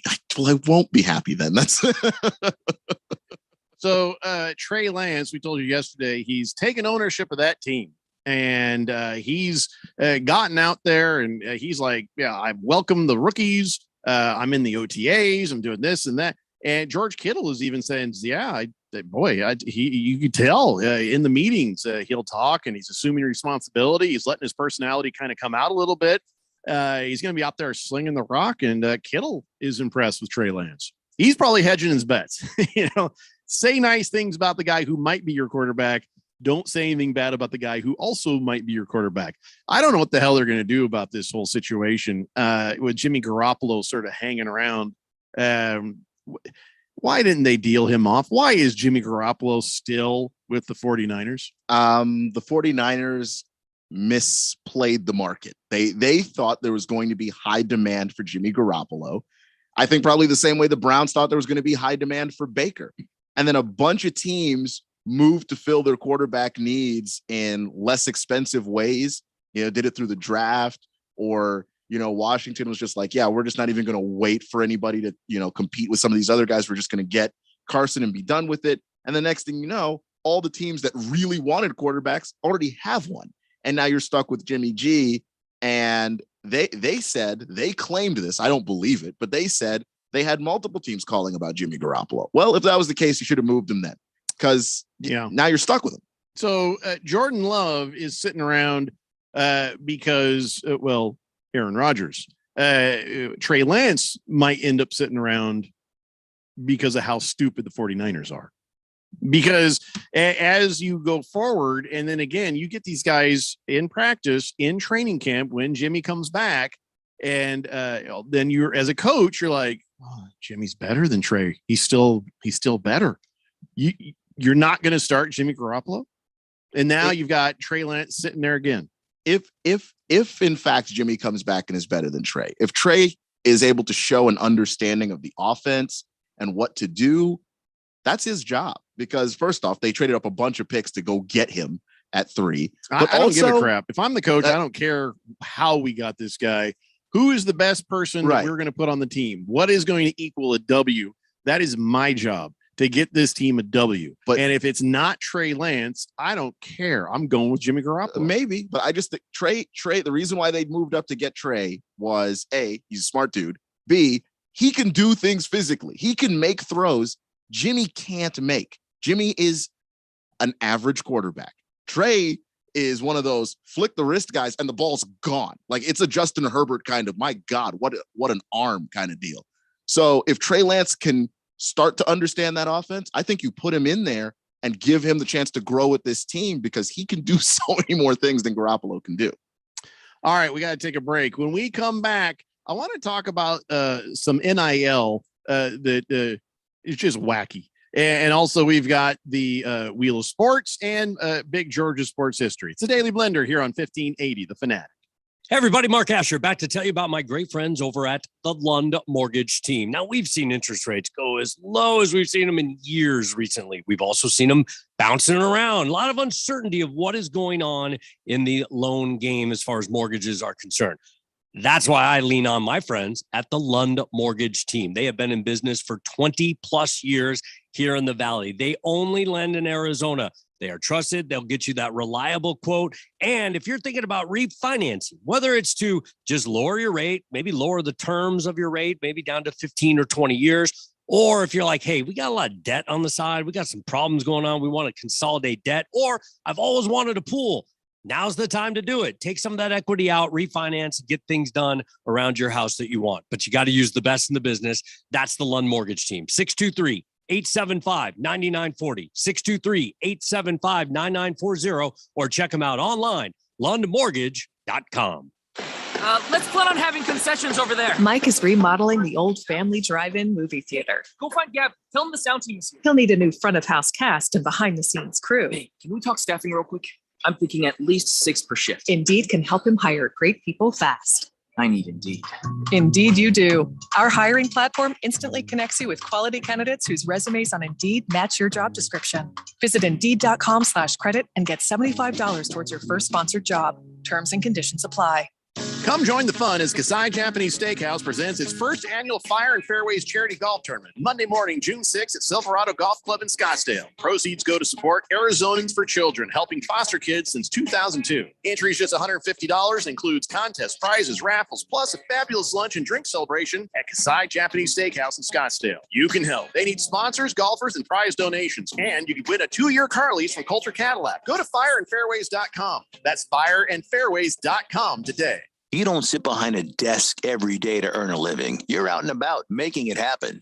And sometimes you get a little bit behind on your paperwork, like bookkeeping and paying your taxes. It's easy to get behind on paying your taxes. It happens to the best of us. And you know what happens next. The big bad IRS comes knocking on your door. And when that happens, you need to call the good old boys at the Tax Doctor. Let them do what they do best. Deal and negotiate with the IRS so you pay the lowest you can in back taxes that the law allows. We are a 100% U.S.-based company, and we've saved our clients millions over the years in back taxes. If you owe $10,000 or more in back taxes, call my friends right now at the Tax Doctor and learn more. 800-628-6070. 800-628-6070. 800-628-6070. That's 800-628-6070. 1580 and 99.3 The Fanatic. Arizona's new home for sports.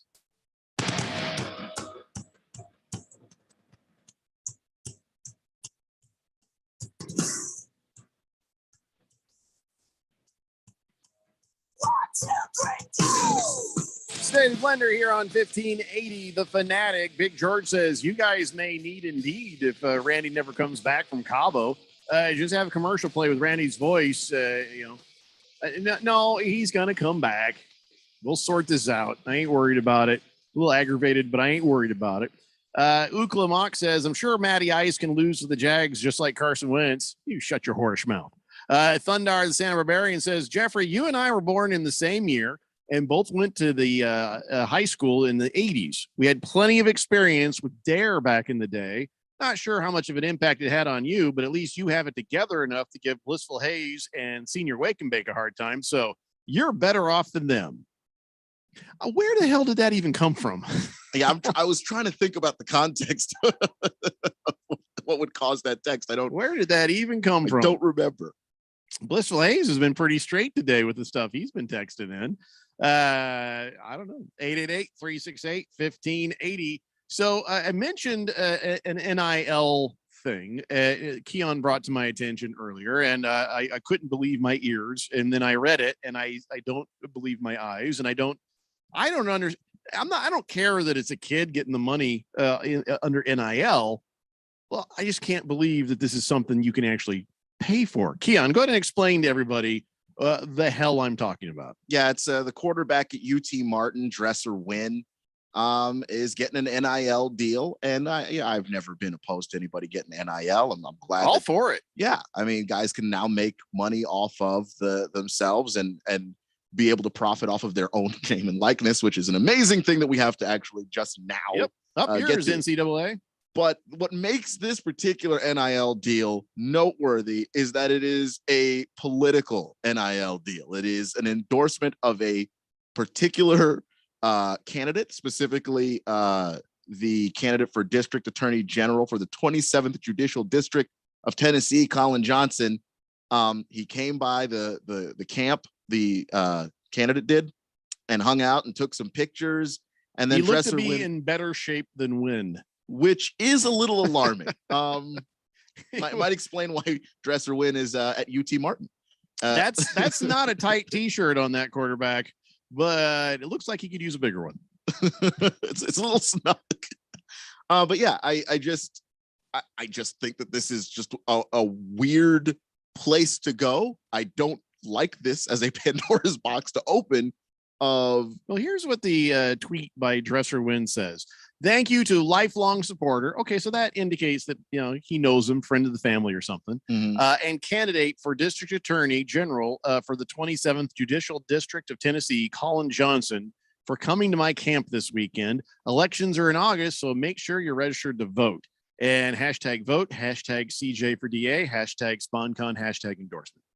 I didn't know political candidates could pay a guy to endorse them. I didn't know a political candidate needed to pay a guy to endorse them. I feel like if you're endorsing a candidate, your endorsement is a donation.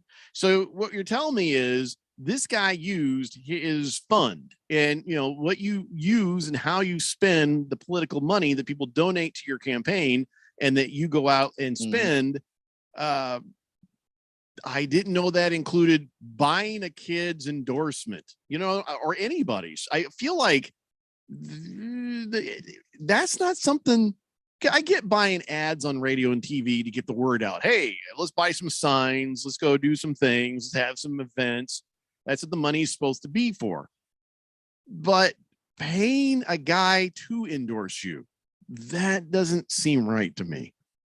It doesn't, especially a college student. If we're talking about a professional athlete and they want to hitch their wagon to a candidate, even then, a candidate paying somebody for just them to say, vote for my friend Colin Johnson. I don't care if it's a NFL player or a college player. Does that seem right? I don't know if to it's pay right for the endorsement. Because I'll sell my friggin' endorsement to anybody. I don't care about politics. You can buy and I'll smile and shake the hell out of that hand, and I'll take that check. I don't even care. I mean, short of within really reason, bad things, yeah.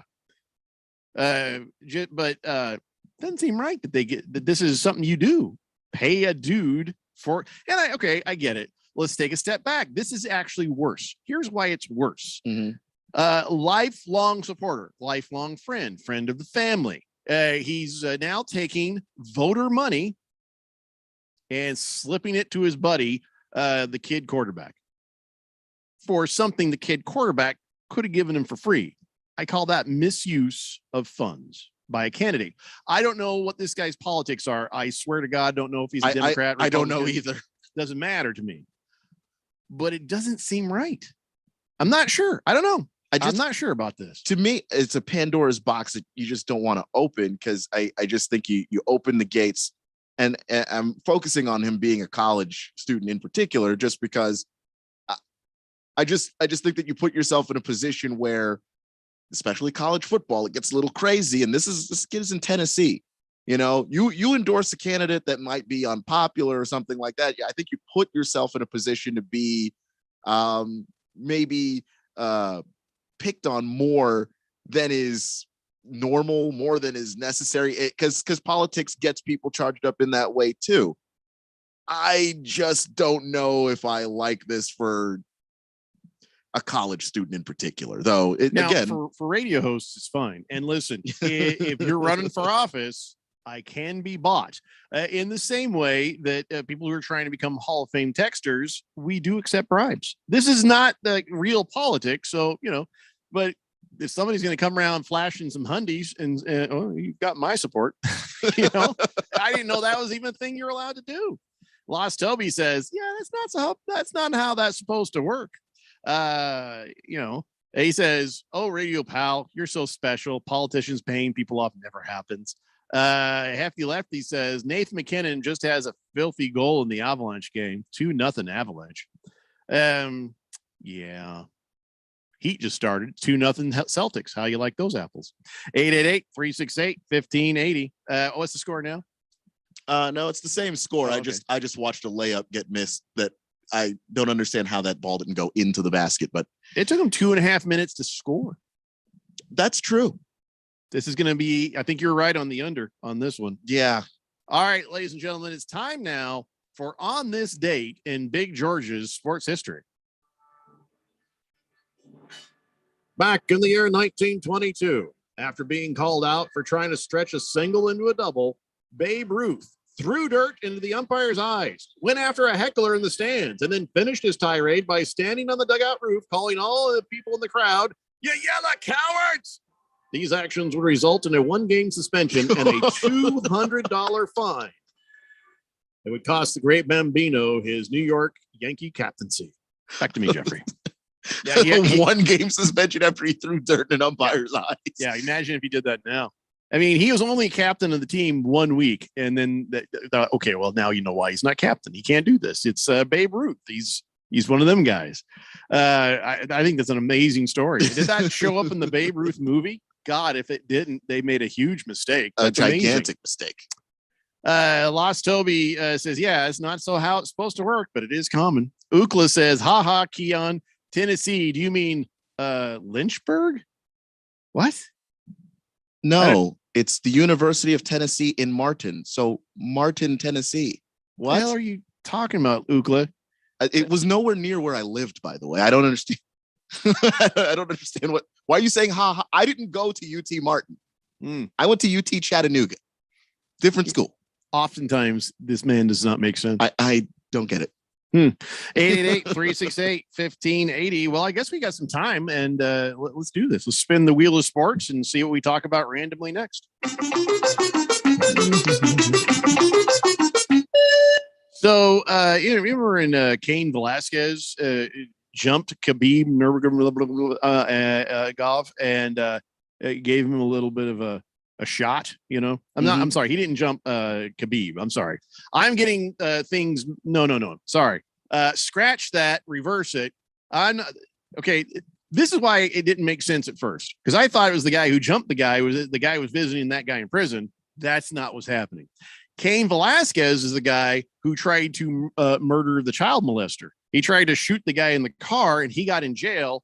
And so now Khabib is visiting Cain Velasquez in jail. That's what this is. Right. And I mean, that's nice. And, but Khabib makes it a lot of sense when he says anybody in the world who respects himself and loves his family going to do the same thing that Cain Velasquez did. Nobody's going to think about law or something when you've got something about your family.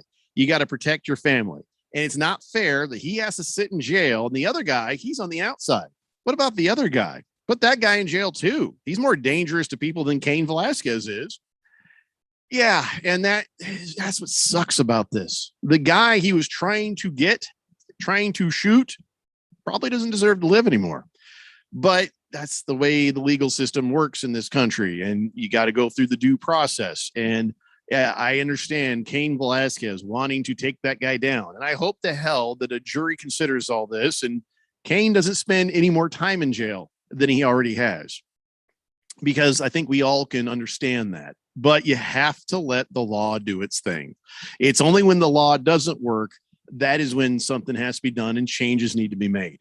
And so what Cain Velasquez did was also very endangering to innocent bystanders and to a lot of things. There has to be some repercussions for the carelessness in which he did these things. Now, if he walked up to the guy, popped him and dropped him, okay. So now you're like, I can understand that, but you're going to have to do some time. There's always consequences for actions, even sometimes when you think those actions are the right actions. So yeah, Cain Velasquez is going to have to suffer some consequences for what he did. But Khabib is right, and all of us are right in thinking he's in jail, but the guy who molested a kid is out free. That's the part that's hard to wrap your mind around. That guy shouldn't be allowed to walk around. Anybody. I mean, it's just he is a danger too. Like if you're putting Cain Velasquez in jail because you're saying, okay, this guy when enraged is dangerous, so we're just going to hold him here, then the guy who is molesting kids should probably be in jail too because he is dangerous for a completely different set of reasons. So here FedFan says I'd love to be a secret ninja and just take out bad guys to get away with bad stuff. Listen, count yourself lucky, bad guys, that I'm not a billionaire like Bruce Wayne, or I would be like a Batman. I would be although I'd had 4 nipples on my thing just to confuse guys. I'll jump out. I'm Batman. You're like, but why do you have 4 nipples? And before you finish the sentence, I'm taking you down. But that's going to be a thing on purpose. 4 nipples. 4. Yeah. 2 on each side. Don't be weird. It's like 4 on one side. That's so weird. That would be the weird part. That would be the weird part. Nature is in balance. You don't get 4 nipples on one side and nothing on the other. I understand that, but 3 on one side and 1 on the other. That's not how nature works. But you're a human still, so you would still have just 2. Why would you need 4? Joe the Show says scratch it and reverse it. Jeffrey sounds like Missy Jeffrey Elliott. No, actually, it was more. I was thinking Charlie and the Child. A little Willy Wonka. Scratch that, reverse it. But crap. Show's over. See you guys tomorrow at 3 p.m. Daily Blender 1580, The Fanatic. Let's plan on having concessions over there. Mike is remodeling the old family drive-in movie theater. Go find Gab. Tell him the sound team is here. He'll need a new front of house cast